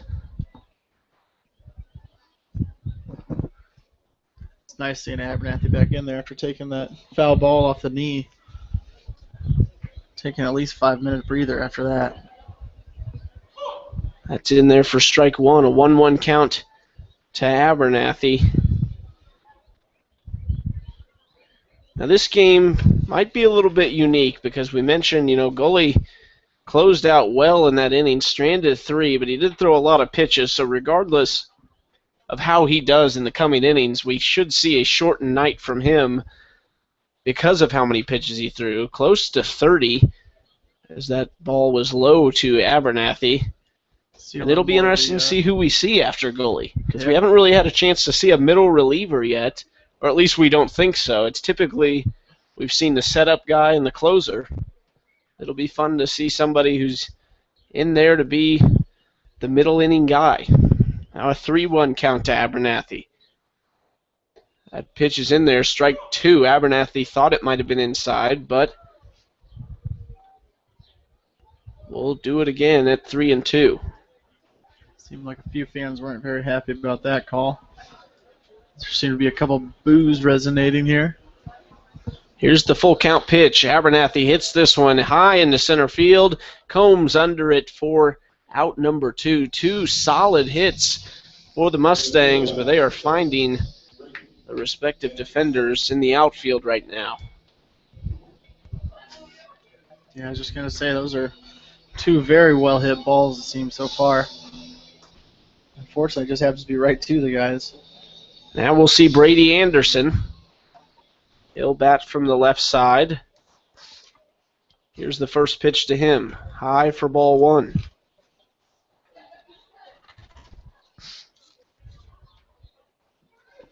So clearly Corper has the power. He's been in the 3 spot, and now he's moved back to the 4 spot.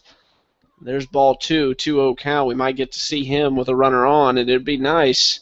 I'm ready to see one leave the field. I'm ready to see one get out of here. I'm tired of all these hits and all these runs. Tired of the small ball? Yeah. No, it's been fun to watch. They've been really connecting with the ball. Now a 3-0 count.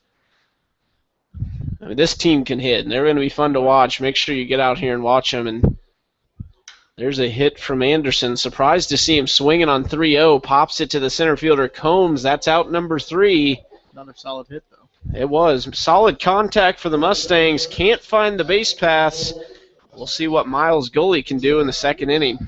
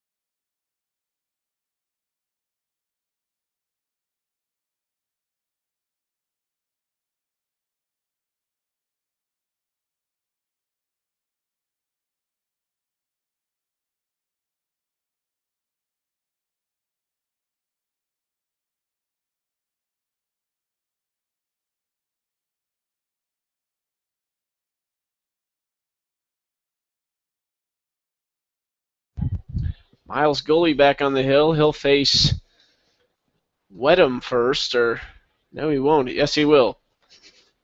Pat Wedham, and now a rip to left center field. Abernathy, no problem for him for out number one, as he so fast in the outfield underneath it for out number one. Now we'll see Tyler Francis, the third baseman. Here's your taco man. He had two strikeouts back in the first game, so. First game, the fans were granted tacos. We'll see if they can grab some more. We got a full meal coming after this night. 0-1 count. There's a good strike, and Gully is going to bear down here and try to win over the fans with tacos. What better way? The 0-1. Just a bit outside. After him, we'll see Zach Cranston, the catcher, who's in the 9-hole. Gully up to 28 pitches on the night. There's number 29, swing and a miss for strike two.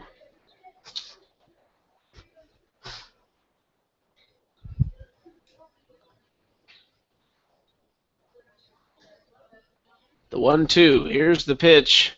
Fastball swung on, hitting a shallow left. In comes Richards and grabs it for out number two.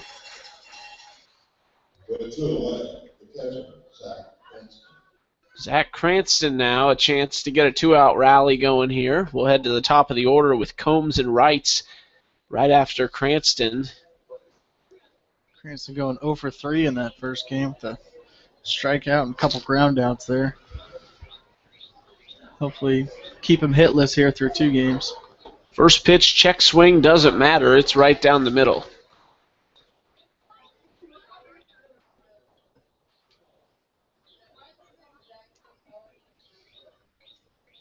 Here's the 0-1 pitch from Gully.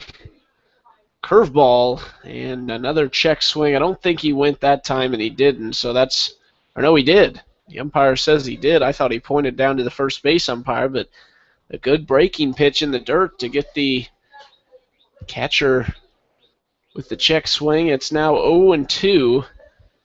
Gully's going to try and speed through this order in this inning. First ball there makes it 1-2.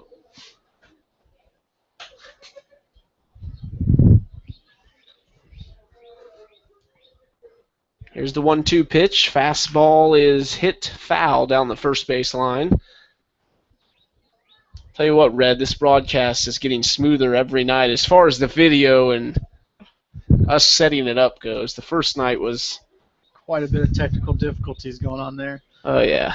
That was our favorite terms. Those were our favorite terminologies that night. Here's the pitch. Swinging in the dirt on the curveball. Miles Gully speeds through this lineup in the second inning. Top of the second. Goes quickly. Still zeros on the board. Heading to the bottom of the inning.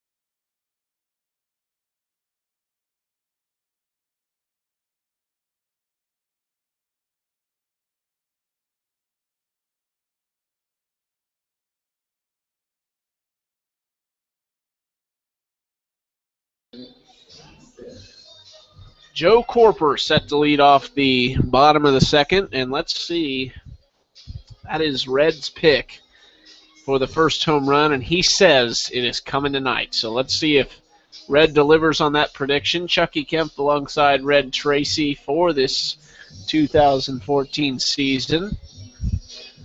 I'm counting on you, Red. I want to see the long ball. I'm hoping for. Corper went 2 for 3 in the last game, drove in a run. Played last season for the Mustangs. Mustangs had 4 home runs last season and 26 RBIs on 52 hits. So we'll see if he's able to get his second RBI this season and the first home run of this young St. Joe season.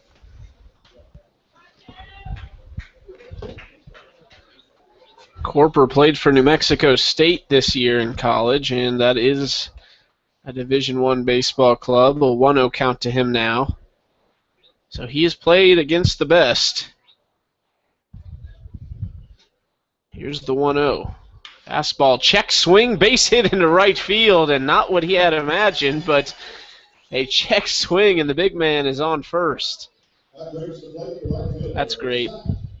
I mean, you got to think a full swing there, and there's your home run opposite field. I mean, I was hoping for. He hit that right on the sweet spot, and that was shallow right field, but that check swing, that takes me everything I got to get it out there with an aluminum bat or a metal bat. Good Lord.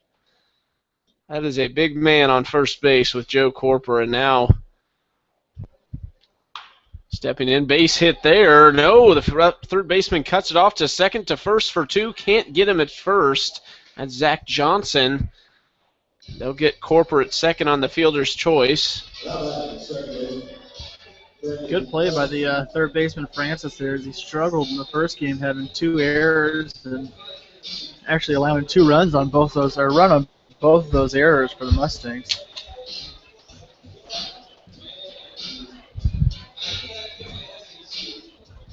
Now we'll see Brandon Husky, the second baseman. This was Chris Roush's, one of our other interns. This was his pick for the first home run. There's a strike to him, an 0-1 count, and 1 out. I don't know if I see Husky getting the first home run of the season. We'll see. Chris made a good point, though. 3:07 down the line and right. Husky is a lefty. Fastball in the dirt, and off goes Zach Johnson to second base. I think you're having a tough time with all the Johnsons on the field. There's way too many Johnsons. Matt, Mike, Matt, Zach. They're all over the place.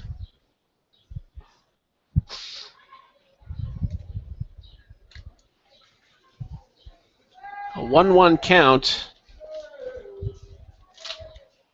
to Brandon Husky. That's up high for ball 2.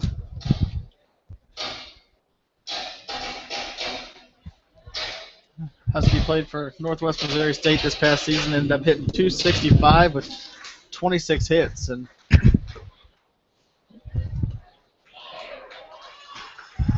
a stolen base there for Zach Johnson.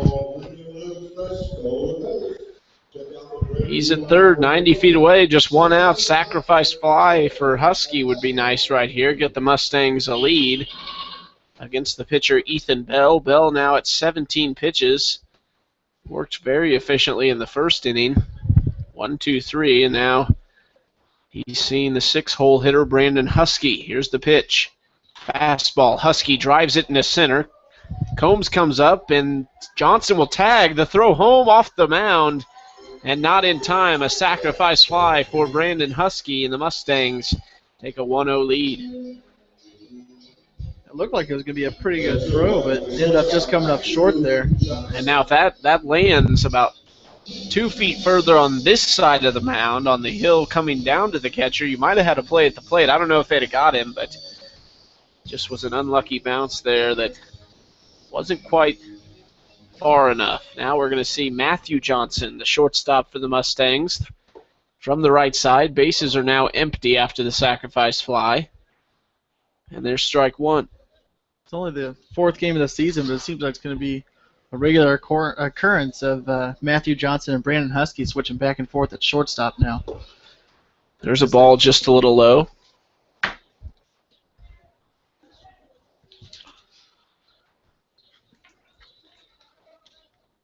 So much speed in this lineup, all over the place, really. Standifer and Abernathy both quick in the 1-2 hole as Johnson takes strike 2.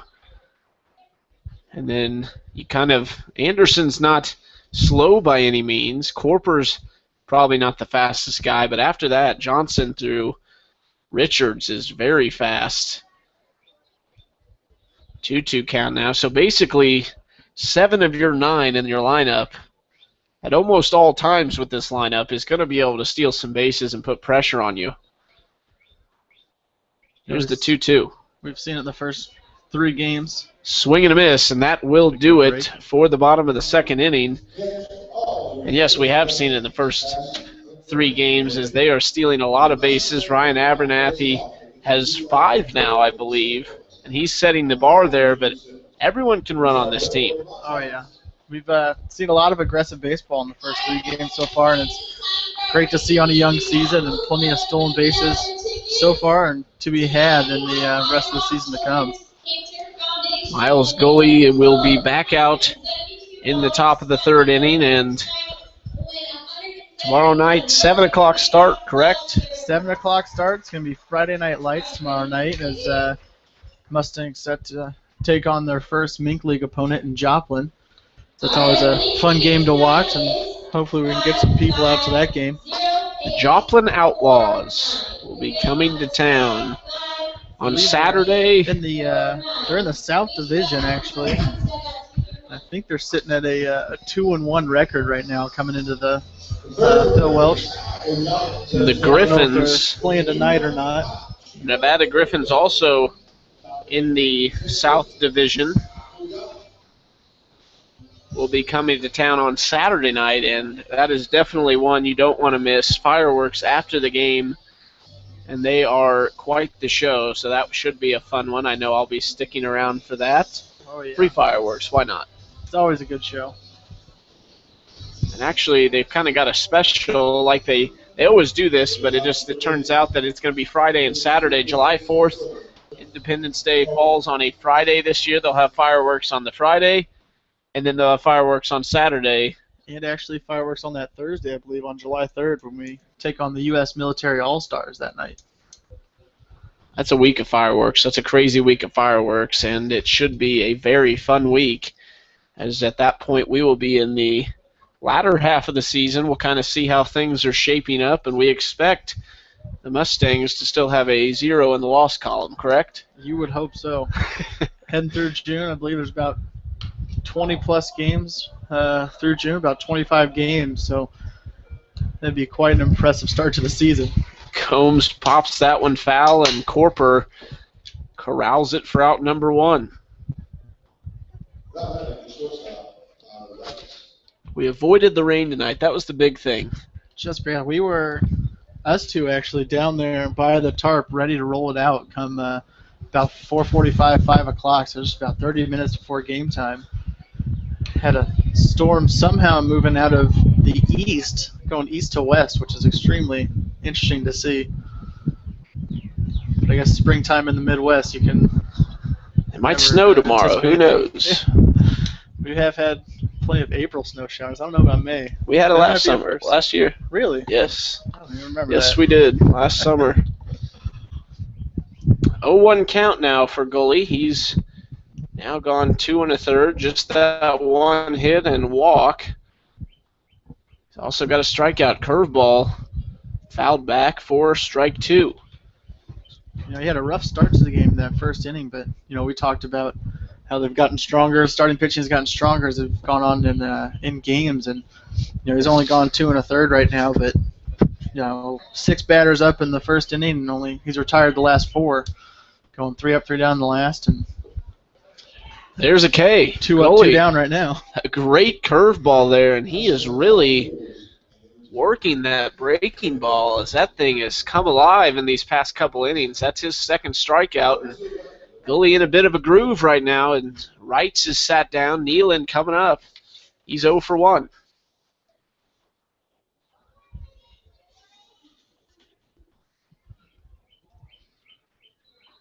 Here's the pitch.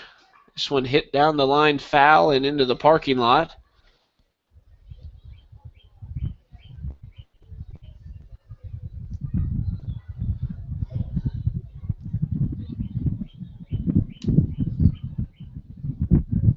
Goalie gets the sign in, deals the 0-1. Fastball outside for ball one. You know, we were talking about this between the first and second inning, but goalie has a bit of a weird delivery, kind of whips the ball, coming out of that left arm there, and ends up kind of bringing it back real quick and snapping that wrist, it seems like. So it might get some weird movement on it tonight. Here's the 1-1 pitch. Curveball outside for ball two. And a visit now from the catcher, Brady Anderson. As we've seen a few visits from the pitching coach in the first three games, as well as the catchers, and typically it's worked. I mean, they have really, whatever they're saying is working, because the pitchers have calmed down and gotten back together, and now we'll see if goalie can battle back. It's just a 2-1 count, 2 outs, nobody on, not exactly a high-pressure situation. Here's the 2-1 pitch, fastball outside for ball three. Coming up, Steckler. He's in the 4-hole, so like to avoid giving him somebody to drive in. A 1-0 lead for the Mustangs. Fastball and hit well down the right field line, but foul. Steckler moving up into that 4-hole actually from the last game. He was in the batting 6, going 0 for 1. Had 1 strikeout, being one of Figueroa's 5 strikeouts. Eagle Radio Player of the Game last game. Full count delivery from goalie. Fastball hit well into right field, hit high into right field, on just down the line. Caught by Corper, and that is the 3rd out of the inning. We're heading to the bottom of the 3rd. See if the Mustangs can plate a few more.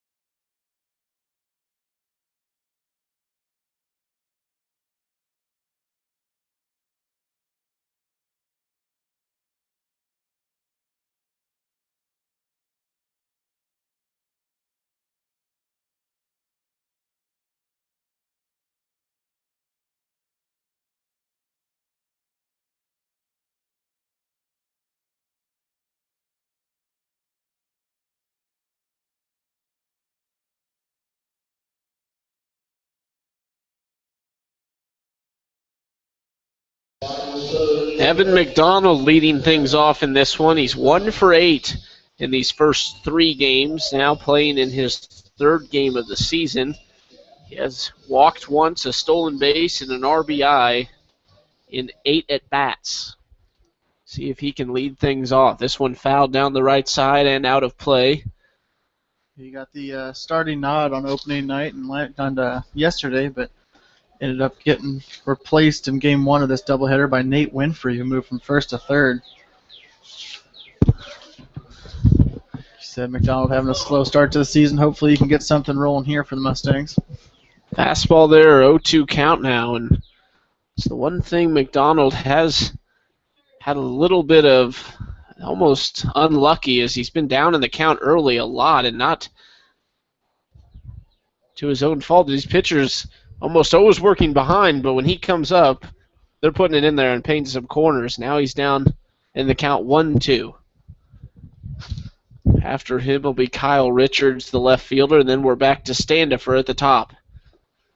Fastball just outside. Tough one to lay off, but a good eye from McDonald. Here's the 2-2. Fastball hit well at the second baseman. Wetman fields and throws McDonald's out at first, but a good cut there for the third baseman, and good to see him make good contact with it, but that's the first out. Kyle Richards now stepping in. Richards got the starting nod last night, and still looking for his first hit as he went 0 for 4 in that game. Ethan Bell, 30 pitches so far. Here's the first pitch to Richards. This one hit into left center field, high to the left fielder, Johnston. And he'll make the catch for out number 2. Thought for a second that might have been the first home run of the young season. Ended up just gonna getting happen. a little under it. It's going to happen. Back to the top of the order with Andrew Standifer. After him, it's Abernathy.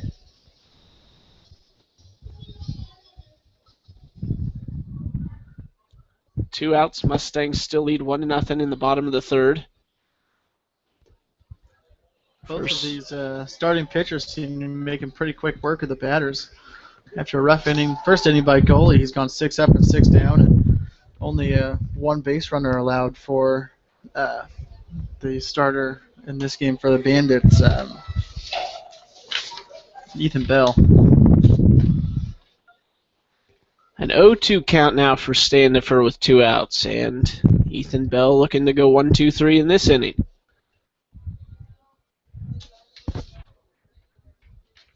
Here's the 0-2, up high for ball 1.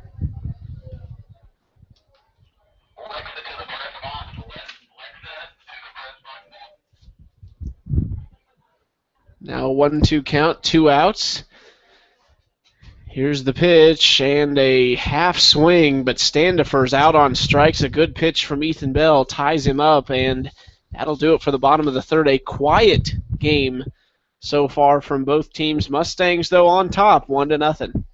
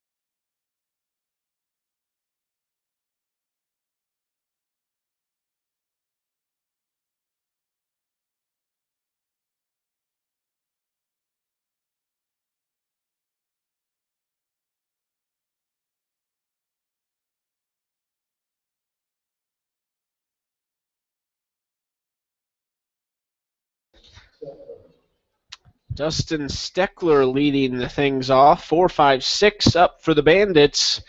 Miles Gully still on the hill. He started really getting into a groove. We'll see if he can keep it going. So we had our what is that promotion called? Our little TV personality promotion. Oh, the KQ2 mascot race. There you go. That's it. And tonight it was Bridget Blevins taking the crown. Last night it was Matt Tritton, and I believe Bridget won the first night as well. Yeah, I believe so. Mike Braciano's struggling. Still sitting in last place. No wins for Mike Braciano. 1-1 count now for Miles Gully. Lefties really look good in these past couple innings and did a good job in the first to strand 3 runners. Fastball up high for strike 2, swinging. Chucky Kempf and Red Tracy for the call tonight and every night. Almost every night. All the home games. So if you can't make it out to the ballpark, be sure to tune in. Here's a grounder. Husky fields it. Great job. Sets, throws. Got him at first base. Brandon Husky showing off the glove and the arm tonight for out number 1. We hope you can make it to the ballpark. Yes, definitely. It's But always if a you fun can't, atmosphere out here. be sure to tune in. We will have the link on the website every night. Just click on whatever we title the news story. We'll decide, I guess. I believe it usually just says watch games live now. There you go. We'll keep it simple. And now Michael Johnson, the left fielder, steps in. Is not recording at bat. He actually, I believe he sacrificed. And a base hit up the middle for Johnson. A good little soft line drive over the head of Gully for the second hit of the game. Johnson actually hit by pitch in the first inning. Took There that we one go. off his left knee there. That was the one. Here's Luke Schultz. Pitched the first game, didn't throw a bad game, but he's now at first base and batting 6th. No pitcher tonight's really thrown a bad game. It seems like there's been very little offense as the Mustangs took game 1 3-0 and only up 1-0 here. So pitching seems to be standing out here tonight. Very solid baseball games all the way around, really.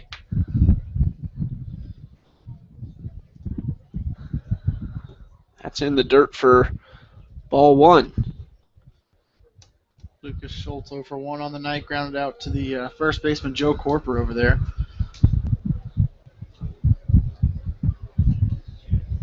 Looking at the third base coach, trying to see what he should do. My guess is swing away. I would think, but you never know. I mean, they need runs, and they have struggled to get them. Fastball swinging for strike 1.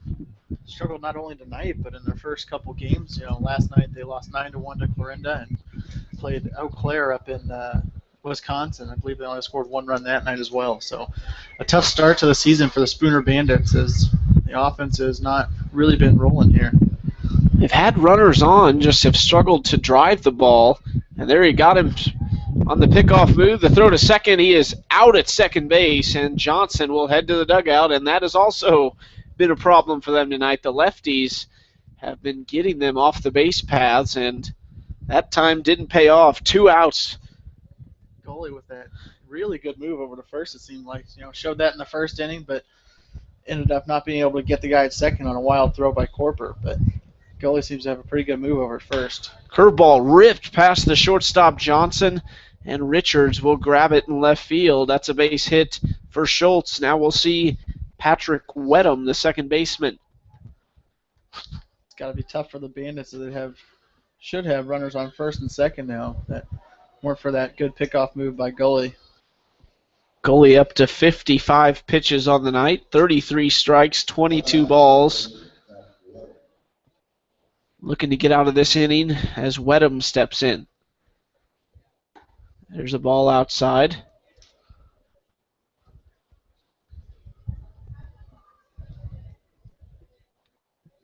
Mustangs team is actually in second place in the North Division. The Clarinda A's are 3-1, but the Mustangs looking to move to 4-0 tonight and try and jump the A's in that spot. Clarinda is always a tough opponent for the Mustangs. They were the league champions last year, coming out of the North Division, just same as the Mustangs. Swing and a miss on the 2-0 fastball. And the first time we will see the Clarinda A's will be a Thursday night game on June 5th. So that will be next Thursday, and that should be a really good game. That's the second game of their 4-game homestand, as that ball's in there for strike 2. So we'll see the Mudcats, the A's, and then the St. Joe Mustangs alumni will play on Friday. That'll be an interesting one because Johnny Coy, a member of the 2009 Will he play? Mustangs. He's a coach this year, so we'll see if he goes over to the other side, goes over to the visitors' dugout. Now, I hope he plays. I would love to see him play. I didn't get a chance to back in 2009 when he played for the St. Joe, but hopefully he'll suit up for Mustangs alumni night. And ball outside. That'll put runners on first and second with Ty Francis coming up. He's the third baseman. He's 0 for 1. He's in the 8-hole tonight, and now Cranston on deck, awaiting, hoping Francis can extend the inning. That pickoff move by goalie back for throw out Johnson seems a lot more important right now. As the Bandits would be looking at bases loaded with just one away here in the top half of the fourth. First pitch in there, just a bit inside, I guess. There's a 1-0 count. If you let Mustangs fans know Johnny Coy's going to be playing again, they will flock to the ballpark. I guarantee it. It'd be fun to watch him play. Here's the 1-0 in the dirt, 4-2. Yeah, it's really interesting for me. I come from Kansas City, and it's weird to see, not weird, but interesting to see the affection that Johnny Coy gets around here. Playing back in 2009, he's from St. Joe, and even to this day, 6 years later, or this is the 6th season that St. Joe's been here. He still gets love from all the fans, and people still talk about him, and still a poster of him hanging up in the Mustangs front office. So it's interesting to see how big of a presence Johnny Coy has around St. Joe. A 2-0 count now, and you definitely don't want to walk the bases loaded. Cranston's 0 for 1, but goalie's struggling to find the zone in this one. Here's a ball outside. That'll make it 3-0, and you have to imagine Francis will have the bat on his shoulder, and that's what it appears the case will be. Goalie will see if he can put one across. Struggled in the first inning, 2 really good innings, and now he's struggling again, and there's strike 1. Francis was about to toss his bat, but he'll stick around, and we'll see if goalie can make him pay. Seems like goalie seems having a hard time having control over the ball with that kind of whipping motion he's got. He actually had 3 walks in just 9 innings at Angelo State down in Texas, and just had his second walk here tonight. And the bases are loaded. Tying run at third, go-ahead run at second, and insurance at first. Be nice to see goalie get out of 2 bases loaded jams. He did it in the first, and this would be another huge one right here, as Ethan Bell has been pretty solid for the Bandits on the other side. Here's the first pitch to Cranston, and that is a ball, so 5 straight balls. Or excuse me, 5 out of the last 6 are balls. He's walked the last 2 batters, so see what kind of control he can find here. Fastball swung on and missed from Cranston.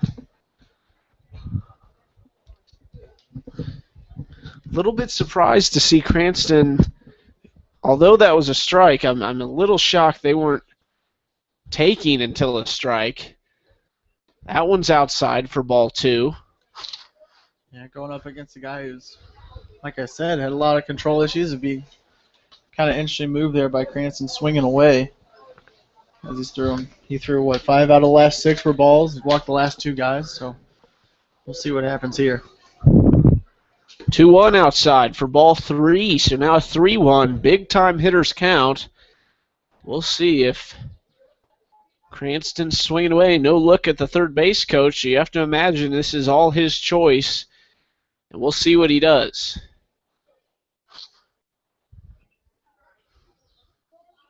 The 3-1 delivery. Outside and up high. That'll walk one home, and now it's a 1-1 game. As it might be time for Mustangs pitching coach Kyle Jackson to take another trip to the mound.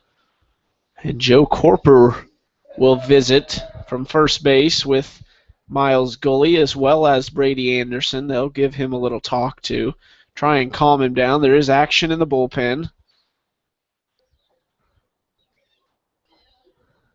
Bit of a rough go in the fourth after 3 straight walks and walking a run home to tie the game here. A long inning.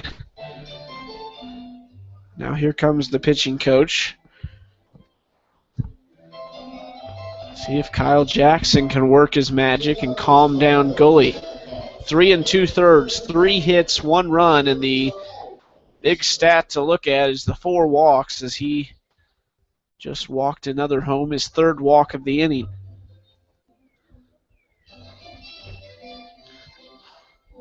Three hits, 4 walks, and 3 2/3, and yet we are still tied at 1, just to show how good a job this team has done of getting out of jams when they need to. Definitely need to right now, as you don't want to see them walk another one home. Letting the Bandits take the lead here. Here's the first pitch to Combs. Inside for ball 1.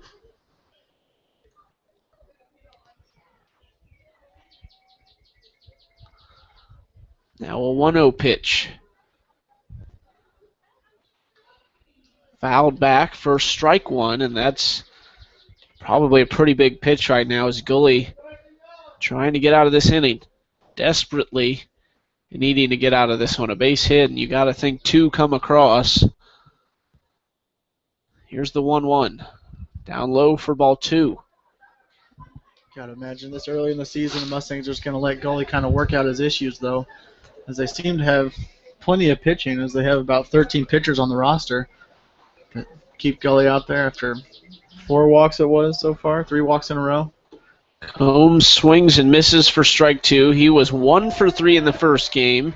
Wrights is after him. He was 1 for 2 in the first game. He's 1 for 2 in this game. We'll see who wins this battle. It's a 2-2 count. Bases juiced. 1-1. Top of the 4th. Swing and a miss, but it is dropped by the catcher. Anderson throws to first, and Corper makes the grab. A 1-1 game heading into the bottom of the 4th inning. We'll see if the Mustangs can get them back.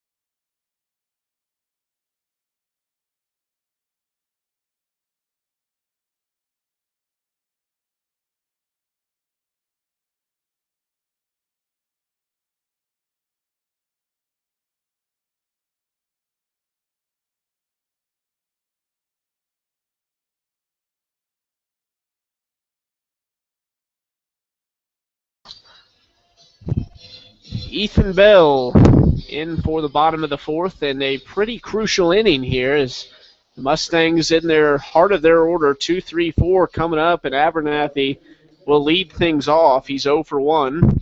Anderson's 0 for 1, and then Corper is 1 for 1.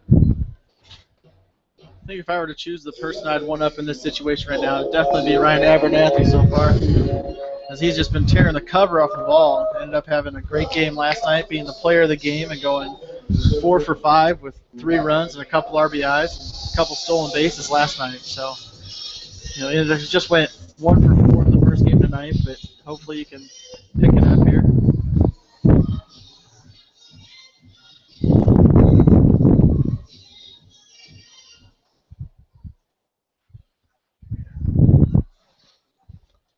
Abernathy steps in. Ethan Bell, 3 innings pitched, 1 hit, 1 run, 2 strikeouts.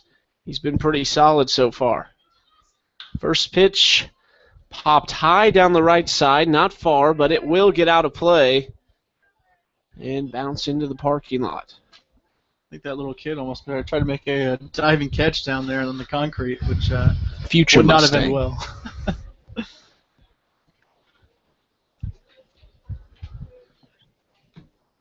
Still homerless on this young season. I am waiting for the homer. I'm ready. That ball's outside for ball one. I feel like you're a big fan of the long ball. I love the long ball, and that's why it's so hard to be a Kansas City Royals fan. 1-1 count. That ball's in there for strike 2 to Abernathy. Kind of a quiet game tonight. Just overall hasn't been a whole lot to get excited about on either side. Just been a solid game. No errors for either team. Just well played.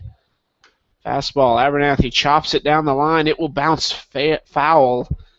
If that had stayed fair, that would have been a base hit for the speedster. It seems like if you love good pitching, you'd love the Mustang season so far. On both sides, the visiting teams and the Mustangs have had great pitching all around. Talking about a quiet night tonight, just 3 runs in the last game. Each team has a run in this game. The pitching on this young season seems to be outstanding so far.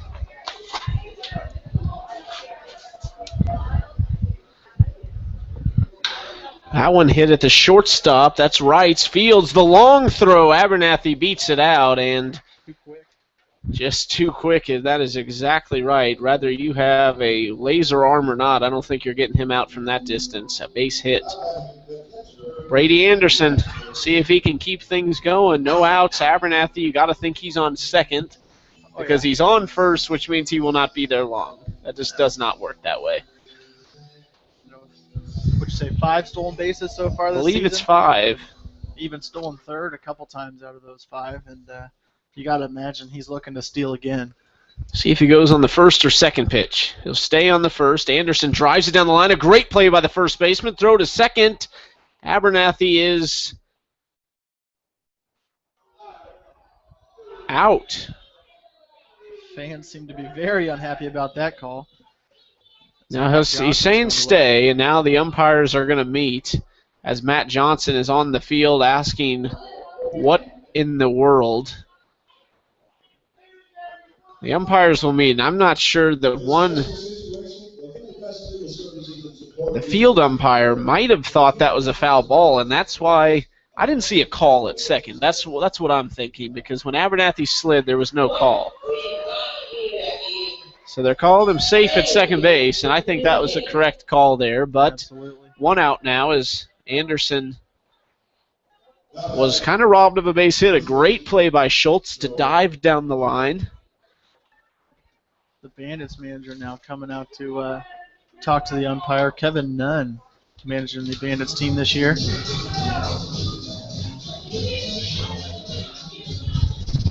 I think that was more of a give me an explanation. I don't know that he was arguing necessarily. Not sure that the field umpire was 100% ready for that. I think he might have thought it was a foul ball. Honest mistake, but I do think Abernathy was safe at second.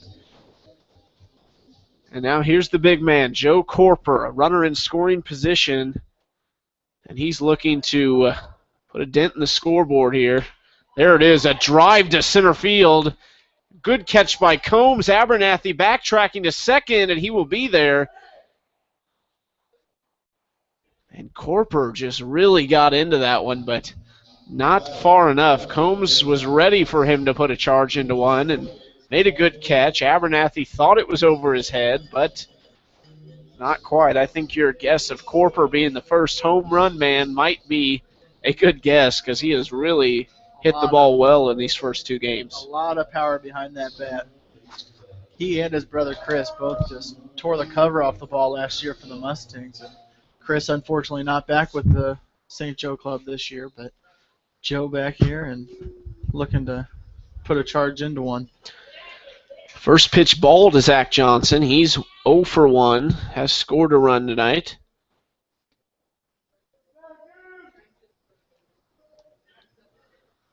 The 1-0 pitch to Johnson. Abernathy on second. Liner up the middle. Abernathy coming around third.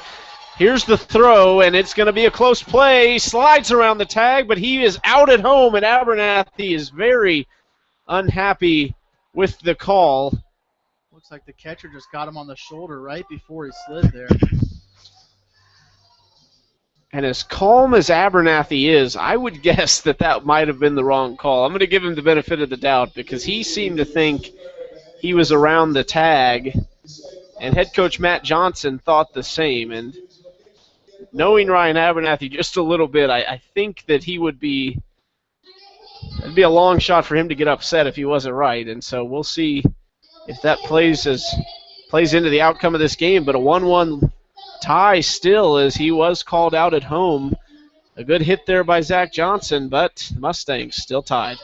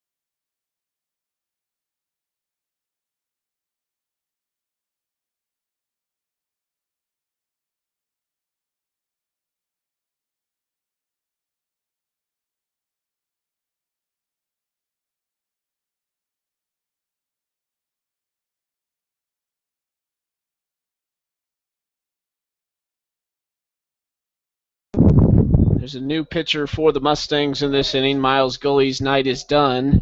4 innings, 3 hits, 1 run, 4 walks, and 2 strikeouts, and he will leave with a no decision, 1-1 tie here. Now Grant Gavin comes in. He pitched last night, 1 inning, 2 strikeouts, no earned runs, and the right-hander gets a strike across, 1-1 count. Gavin actually out of Parkville, Missouri is his hometown, just down south of St. Joe here, and played for the University of Central Missouri this past season. Fastball, swinging for strike 2. Ended up making 13 appearances at UCM. Ended up with a 5.89 ERA and 17 strikeouts on the season. 1-2, swung on and missed, strike 3. Gavin sits down the first batter of the inning. That's Tyler Wrights. Now we'll see Jared Nealon, the right fielder. He's 0 for 2 on the night. It seems that Gavin's just about at a strikeout per inning as he was this past season, and ends up being his 3rd strikeout just inning and a 3rd this season. So definitely a power pitcher for the Mustangs. Fastball a little up high. Now here's the question. Who do we see on Saturday night in front of we expect a big-time crowd for the fireworks? Does Riker go out there on 4 days rest? No, he didn't throw a whole lot of it's a pitches. tough He was call. in the 80s. It's a tough call, but, I mean, after the performance he had on Tuesday night, I would throw him back out there. You know, it is short rest, but he just dominated on Tuesday night. 7 strong innings with 8 strikeouts on that night, just 1 hit and no earned runs. That's, you got to throw him out there for your first big-time Saturday night game. It'd be about, because it's a night game, it'd be about 4 days rest, a little less. I guess they'll have to see how he's throwing. He doesn't have a motion that would really strain the arm any more than the pitching motion does. Check swing, strike 3 for Nealon. 2 strikeouts for Grant Gavin so far, and he is just mowing through the top of the order. And here comes the 4-hole, Steckler. Steckler's 0 for 1 on the night. Gavin seems like he's going to be a good middle reliever for the Mustangs, be able to come in here and shut down the Bandits and getting those couple strikeouts after a very bad inning in the 4th inning by a goalie, allowing 1 run and giving up 3 walks. Fastball for strike 1. It's now a 1-1 count.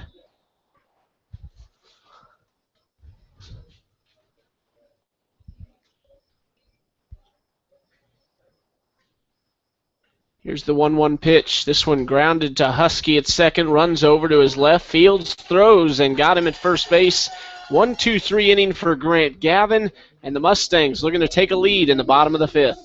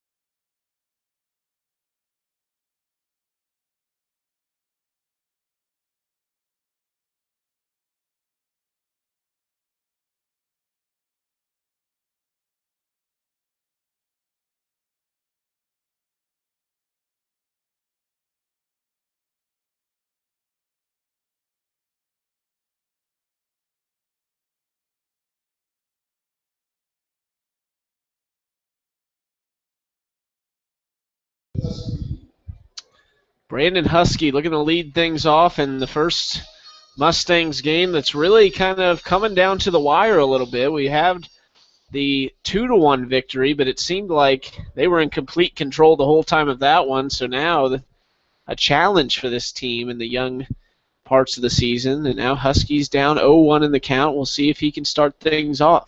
Bottom of the 5th inning, 1-1. Even at 3 hits apiece for each team. No errors, a very clean game. Husky actually drove in the only run for the Mustangs back in the 2nd inning. It's kind of interesting seeing the Mustangs taper off here on the offensive side of things after a strong 10-2 victory yesterday. Offense staying really quiet tonight, scoring just 4 runs. Curveball outside for ball 1, a 1-2 count, and only 46 pitches on the night for Ethan Bell. He's been very efficient. Husky fouls this one back, and he'll get another chance. But Bell has been the definition of efficient. Just a little over 10 pitches an inning.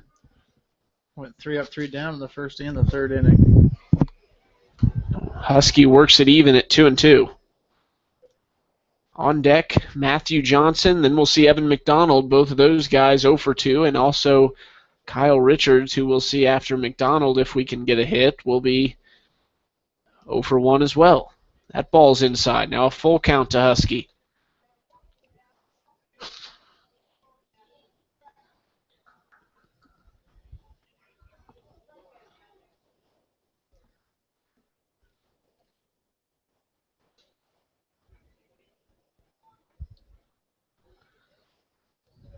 Here's the full count pitch. Fastball up high. Husky will take a jog to first base, and they've got a runner on. We'll see if they put him in motion. Matthew Johnson and Evan McDonald, and I believe that's Husky's second. No, that's his first walk of the night. He sacrificed fly in the earlier parts of the game.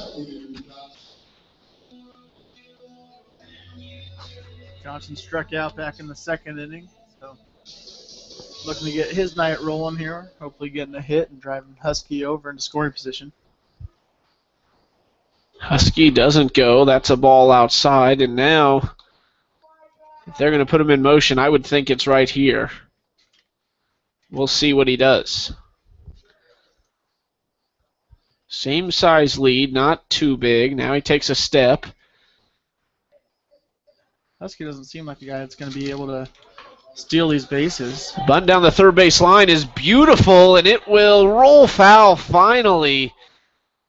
As he got a little bit of help, the third baseman, Francis, a good job. Obviously, he wasn't going to get an out there, so he just let it roll. And finally, it kind of trickles foul. 1-1 count now.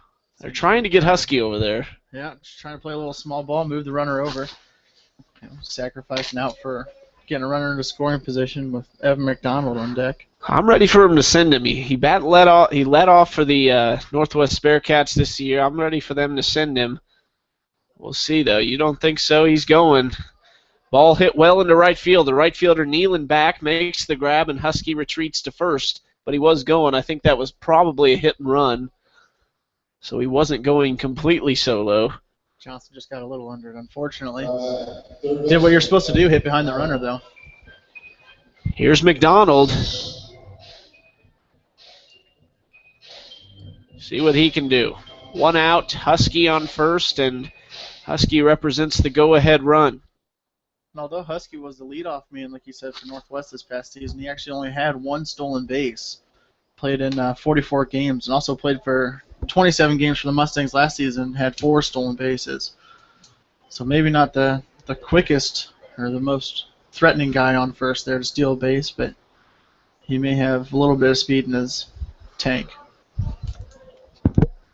He won't go here. There's a ball now, 2-0 count as McDonald works to a hitter's count. See what they want to do here is head coach Matt Johnson gives the sign from third. He likes to run them. Husky not a huge lead, not going. McDonald rips one into left field. That's a base hit for the third baseman, and it's good to see him get a bat on the ball. First and second now as you go to Kyle Richards. Richards 0 for 1. After him, it'll be Standifer and Abernathy. Hopefully that's something that gets McDonald going, as I believe it's just his second hit of the season and his third game played right now. Puts him at 2 for 9 on the season. They're going to take a visit with Ethan Bell as he's up to 55 pitches. Now, I would be shocked to see him exit the game here as they left Schultz in for 6 innings in the last game. And I was a little shocked to see that, but obviously they don't have a whole lot of options.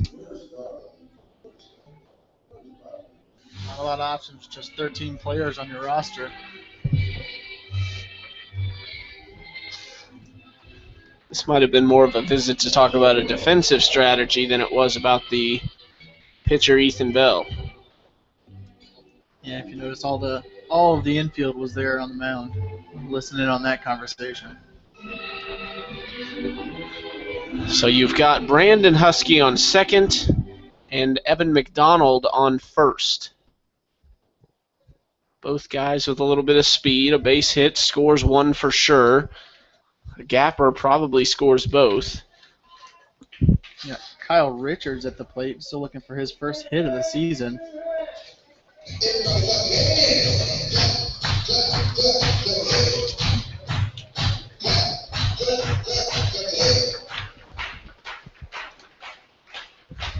Here's the first pitch, 1 out, swinging, and that's popped up right down the line. The pitcher over, can't make the grab, and that would have been a Great catch. He was a little bit worried about the fence. I don't blame him.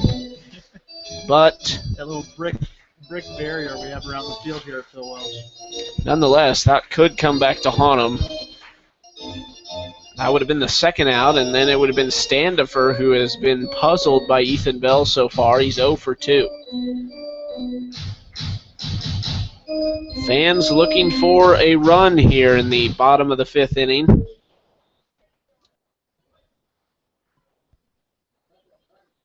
Here's the 0-1, down low, catcher blocks it up. A good job by Cranston. Cranston's going to have to catch a lot of games this summer. You think about what the Mustangs can do behind the plate. They've got Alvarez. They've got Anderson. They've got some options Brandner, behind the plate. The opening night game. Yes, Brandner. There's 3 catchers on the roster. And Peyton Scarborough, if he, I believe he had surgery this year, but if he can get healthy, he will be back. And he played for the Mustangs last summer. Yeah, he was It was very productive. 2-1 pitch, just a bit outside. 3-1. You'd love to see the bases juiced for the top of the order.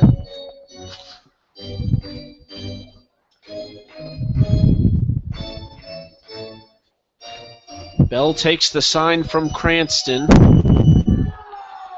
Richards awaits the pitch. Here it is, outside ball 4. Bases loaded for Andrew Standifer. And here we go. This might be it. As there is another mound visit, Ethan Bell. Looks like his day might be done. Seemed like he was getting a little tired there, losing a bit of control of the strike zone. The DH Steckler's coming onto the field. Doesn't look like he's going to pitch, but we'll see. It looks like You really don't know. handed it off to the third baseman, I believe. That's Tyler Francis. And it looks like Tyler Francis will come on. So Bell exits the game. Creston comes in from the DH spot, or excuse me, Steckler comes in from the DH spot, and Steckler will play second. The shortstop stays with rights. At third, it's going to be, I can't quite tell. The third baseman looks like it's going to be Wedham. So Patrick Wedham moves from second to third, Steckler to second, the third baseman Francis to pitch, and the pitcher Bell out of the game. A lot of shifting going on here. Let's see if Francis is a actual pitcher. We saw him struggle a little bit in the first game at third, but he did pretty good in this game. Yeah. Let's see if this is what he's got, and he will need it because the bases are loaded, and he's got 1, 2, 3 ready to, they're smelling blood, and they're ready to pounce right now. Yeah, Francis actually with 2 errors over there at third in the first game, so you might think he is a natural pitcher. It's got to be tough for him coming up with pitchers. This is their 3rd game in just 2 days. Down here on their southern swing as they'll head over to Chillicothe tomorrow night.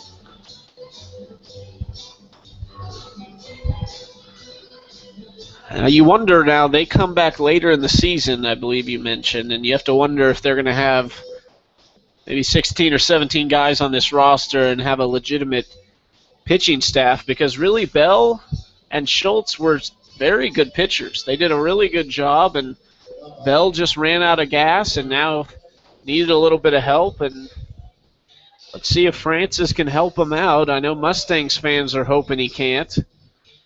But I would be shocked if they don't come back with a couple more bodies when they make that swing home in July. You got to be thinking that Standifer is glad that Bell's out of the game as he went 0 for 2 with a strikeout against Bell. Fastball low and outside, and Francis, although he looks comfortable on the mound, is definitely not throwing that hard right now.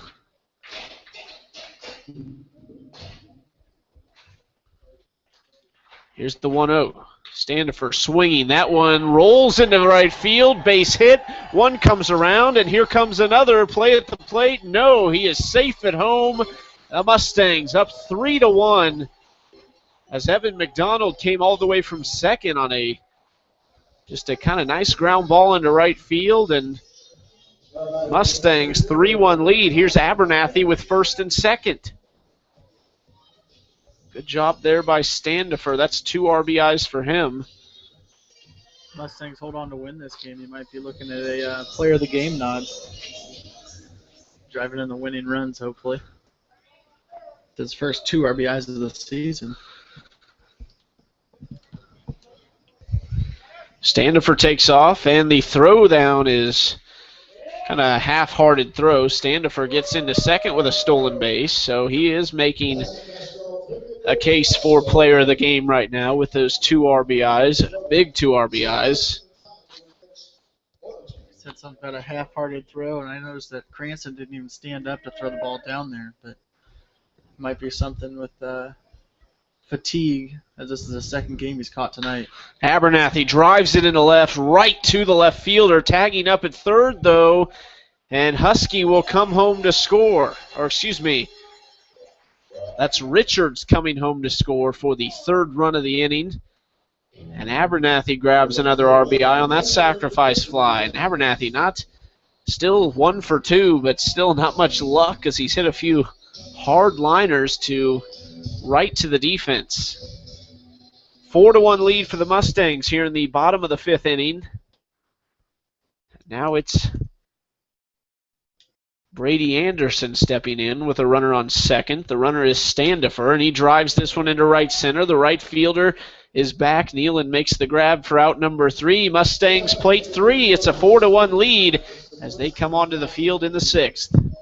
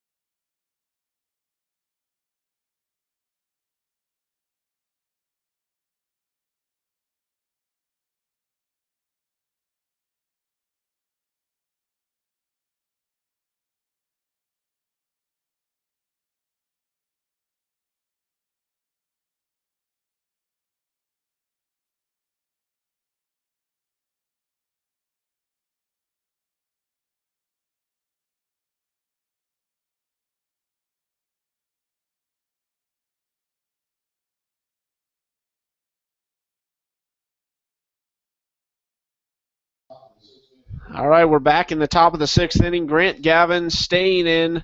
Chucky Kemp, Red Tracy along for the call. I'm actually going to pass it along to him. I'm going to go down and about to have our Eagle Radio player of the game, and you've got the vote, and you think it is Standifer. I think you might be right. So here is Red Tracy.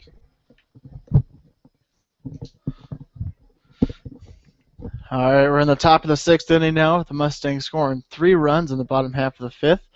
Up 4-1 as left fielder Michael Johnson steps to the plate for the Bandits.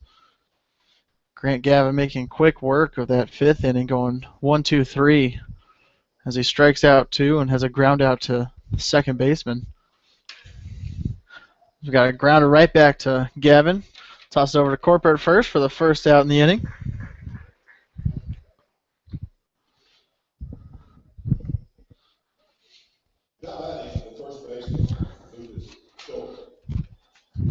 That brings up last game's pitcher and this game's first baseman for the Bandits, Lucas Schultz.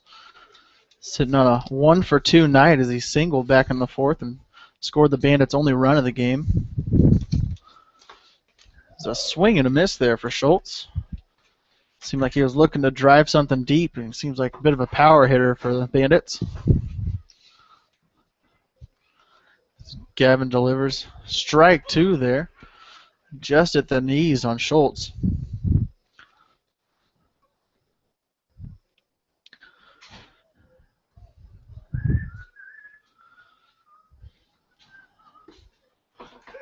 Schultz stays looking at that one for strike number 3. That ends up being Grant Gavin's 5th strikeout of the season, just 2 2/3 innings. It's a big power pitcher for the Mustangs.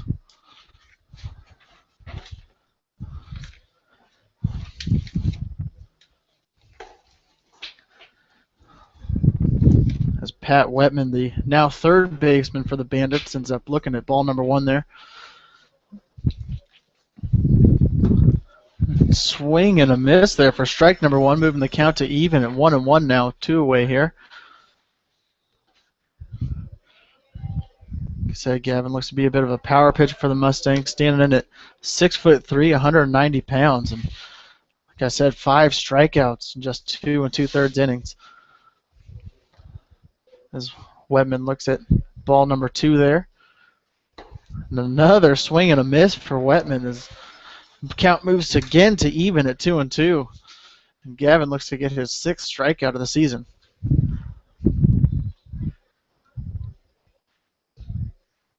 Another swing and a miss there for Wetman as, again, Gavin sends down the Bandits 1, 2, 3. We move into the bottom half of the 6th inning with the Mustangs hanging on to a 4-1 lead.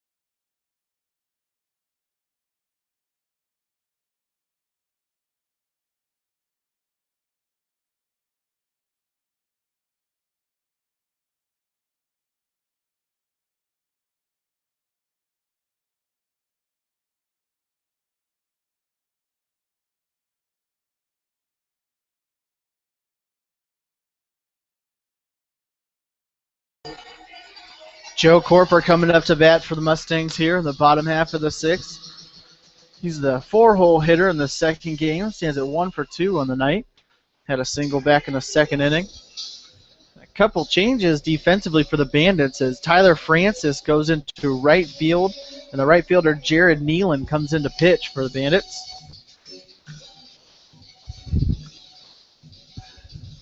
Spooner looks to make quick work of the Mustangs here and get back to batting as they sit down 3 runs right now. Corporate looks at strike number 1 there on the outside corner. Be a bit of a breaking pitch from Nealon.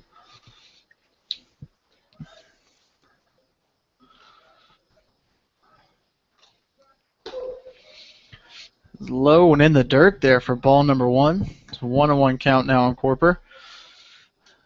We actually had family night here at Phil Welch's. We had $1 hot dogs every Thursday. Tomorrow night's Friday Night Lights, dollar beers. It's a line drive down the right field line there. Corper rounds first, heading over to second.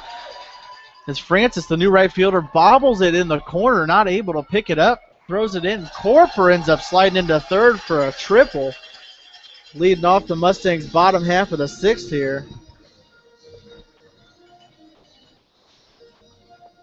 Nice little piece of hitting by Corper there. He sat at an even count and ended up driving a little ball down the right field line there. Francis had quite a bit of trouble trying to pick it up in the corner. Might have gotten caught on something or anything like that. Didn't have a really good angle on it, but Corper ends up standing on third now with none away here in the bottom of the 6th, and Zach Johnson coming to the plate. As he looks low, but strike number 1 gets in there. Johnson sitting at 1 for 2 tonight. Scored the Mustangs' first run of the game as he reached on a fielder's choice back in the 2nd.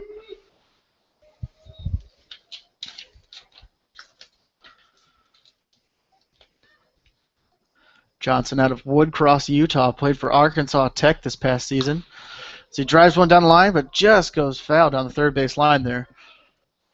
Johnson played in 51 games for Arkansas Tech, just batting .207, but had 11 doubles and 6 home runs. And he actually he played for the Mustangs last season, the .265 batting average in 47 games. As Nealon looks in to see what kind of pitch he's going to be throwing now. Johnson sitting on an 0-2 count. Johnson got a lot of action on opening night as he had, I believe it was 6 or 7 putouts, and ended up actually throwing out a runner at first base from right field. As he pops one high, and the catcher looks it and watched it hit the roof here at Phil Welch. Thankfully, I'm in the press box and got a roof over my head, or that would have knocked me out. Johnson steps back into the box now.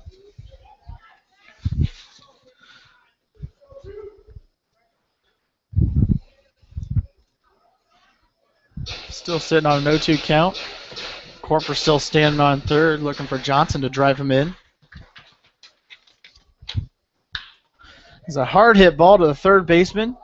He looks over, throws over to Schultz at first, but throws out Johnson, but Corper ends up coming to score from third on that play for the Mustangs' 5th run of this game, giving the Mustangs a 5-1 lead here in the bottom half of the 6th.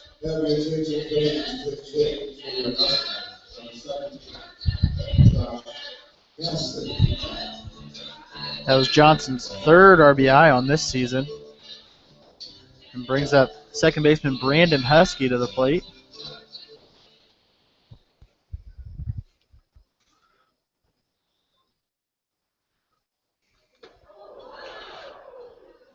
It hits him. Actually, we had a pinch hitter there with Josh Cassidy getting his first action of the season. It was his first at bat and ends up getting a hit by the pitch.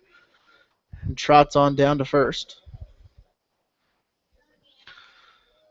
Like a bit of an inside breaking ball. It went a bit too far inside.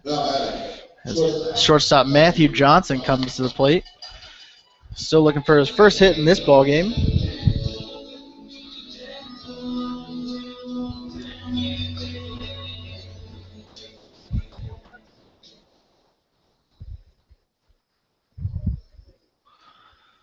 As Nealon deals ball number 1 high and outside there.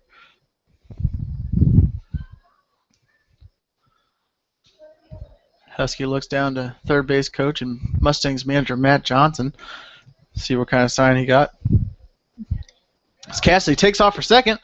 And a low ball and a high throw there by Cranston, the catcher. Sails over the second base, or over the shortstop and into the second baseman's hands. Fortunately, he was there. But Cassidy safe at second with his the stolen base. Husky sitting on a 1-1 count now. Is Nealon looking in for his sign. Gets set to deliver now. And a swing, and the Husky grounds over to the shortstop. Shortstop throws on over to Schultz. Not in time. Not in time. Husky is safe at first on a good dig by first baseman Schultz there.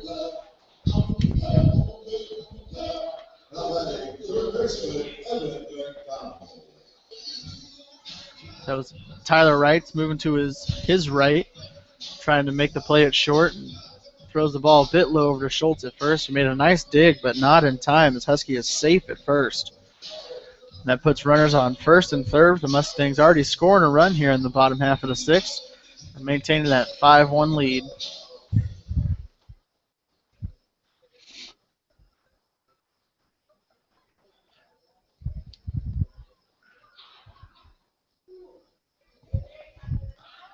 As Husky takes off for second, and another high throw by the catcher Cranston.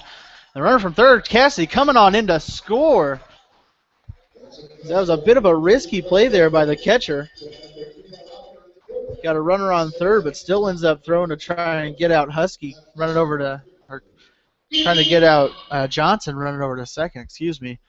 But Cassidy ends up coming in to score from third base on a high throw by Cranston. Evan McDonald still at the plate, looking at a 1-0 count. So we have Matthew Johnson standing on second. Mustangs with a 6-1 lead. Foul back into the fence there by Johnson, or McDonald, excuse me.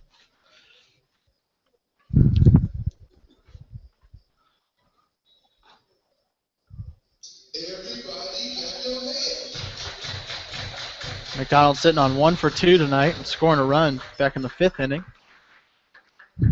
So that was the Mustangs' 3rd run of this game. And he looks at ball number 3.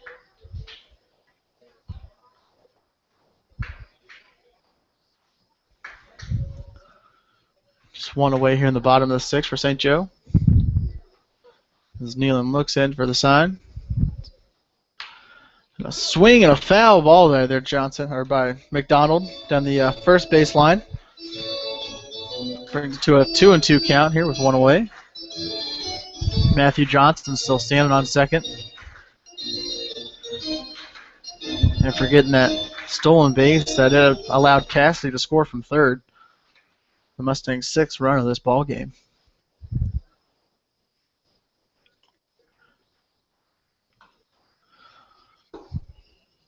As we got strike number 3.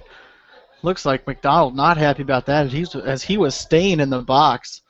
Thought that was ball number 3, but ended up being strike 3. And McDonald will take a seat on the bench as Kyle Richards, the left fielder for St. Joe, ends up coming to the plate now.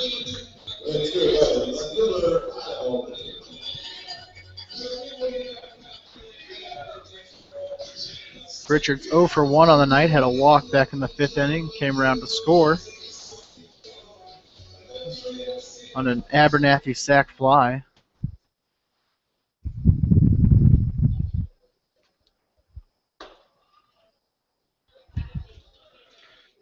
Richards still looking for his first hit of this season, as he played in last night's ball game and ended up going 0 for 4. Like I said, he's 0 for 1 tonight. So we got ball 1 there. A swing and a miss by Richards for strike number 1 in the at-bat. Moved to a 1-1 count with 2 away here in the bottom half of the 6th.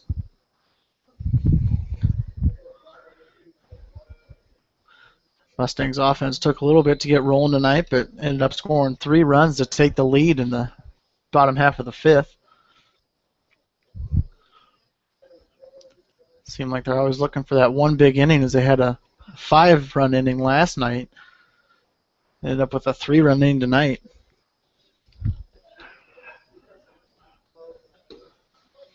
As he looks at a pitch just outside there for ball number 2.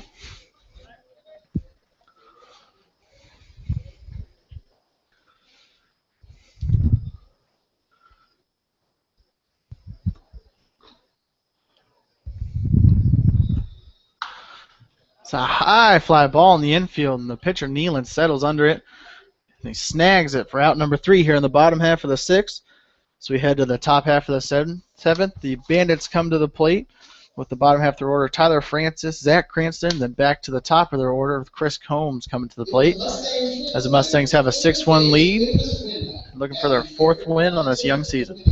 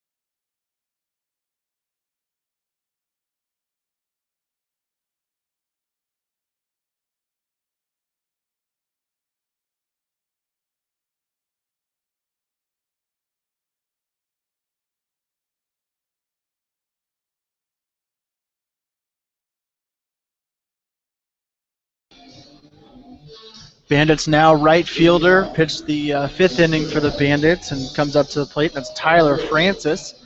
The Mustangs have a few changes on defense with the pinch hitter from last inning, Josh Cassidy, coming into 3rd.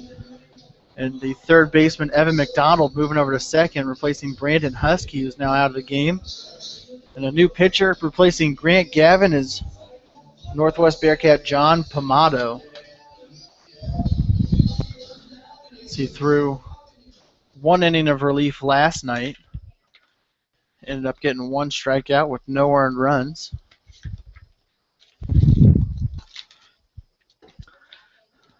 As Francis looks at strike number 1 on the outside corner there. Pomado out of Osawatomie, Kansas. Like I said, played for Northwest Missouri State this past season, making 6 appearances and pitching just under 5 innings.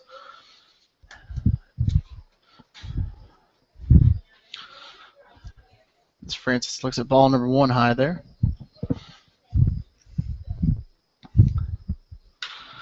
We got a fly ball into right field, and Johnson settling under it. Makes the grab for the first out in the 7th inning here.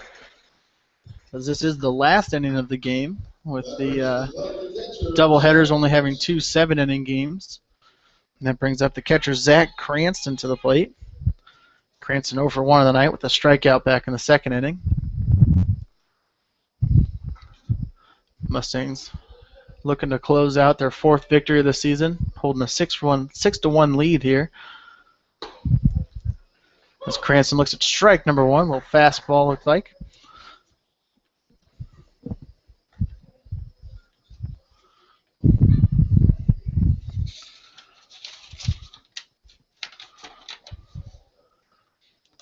Cranston actually caught the first game of the doubleheader as well and ended up going 0 for 3, so he's still looking for his first hit of the night. As he looked at ball number 1, Pomado set to deliver now. So a swing and a foul straight back to the fence there for Cranston for strike number 2 in the at-bat.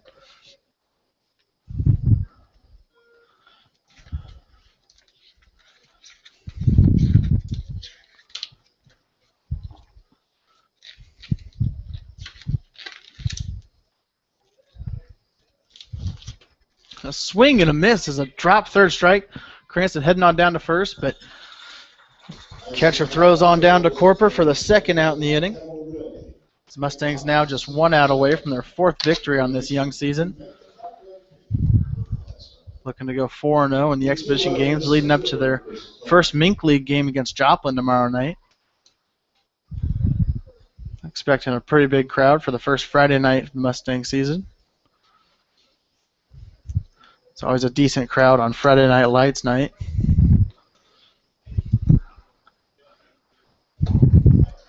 Has Chris Combs the hitter now and swings at strike number 1 there.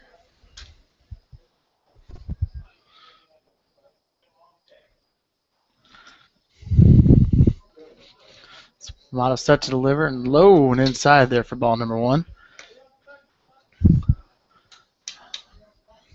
Pamato looking for a perfect inning now to close out this Mustangs victory. And a strike on the outside corner there. Count moves to 1-2. As Chris Combs, the batter, 0 for 3 on the night.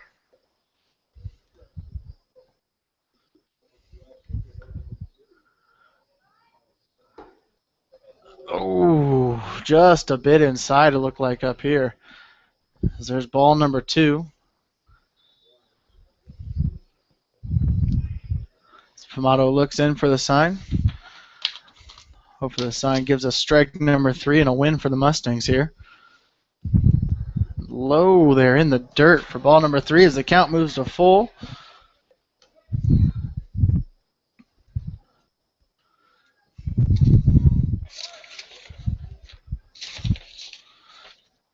Catcher Brady Anderson did a good job getting on down and blocking that. We have a fly ball down the right field line and just into the stands here. As Combs looks to stay alive. Try and keep the Bandits alive here.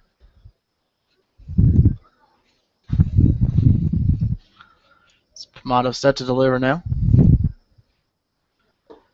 And strike number 3 for a win for the Mustangs. As Pamato sets down the Bandits in order with 2 strikeouts in that 7th inning. The Mustangs improved to 4-0 on the season. We'll stick around as we see who the Eagle Radio Player of the Game is. If I were to take a bet, I'd say it's going to be Andrew Standifer as he drove in the winning runs tonight. It's only the 2nd and 3rd runs for the Mustangs he drove in, but that's all they needed is they held the Bandits to just 1 run here tonight.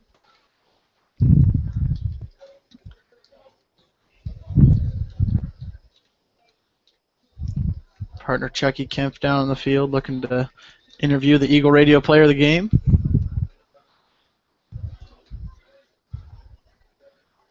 Waiting for the handsticks to finish after a well-played 2 games here by both teams.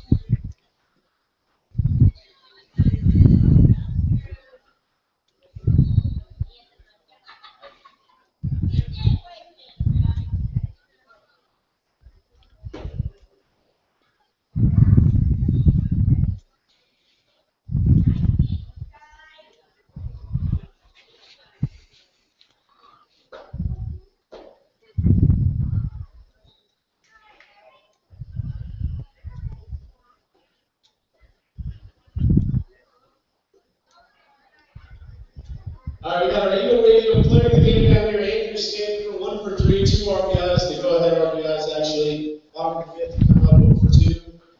Big moment there. What's going through your head? I mean, I was just trying to fill the goals.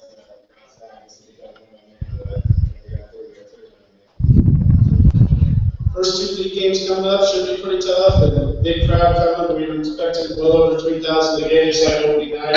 You guys ready for those? I mean, playing 12,000 from 3,000, I mean, that's awesome.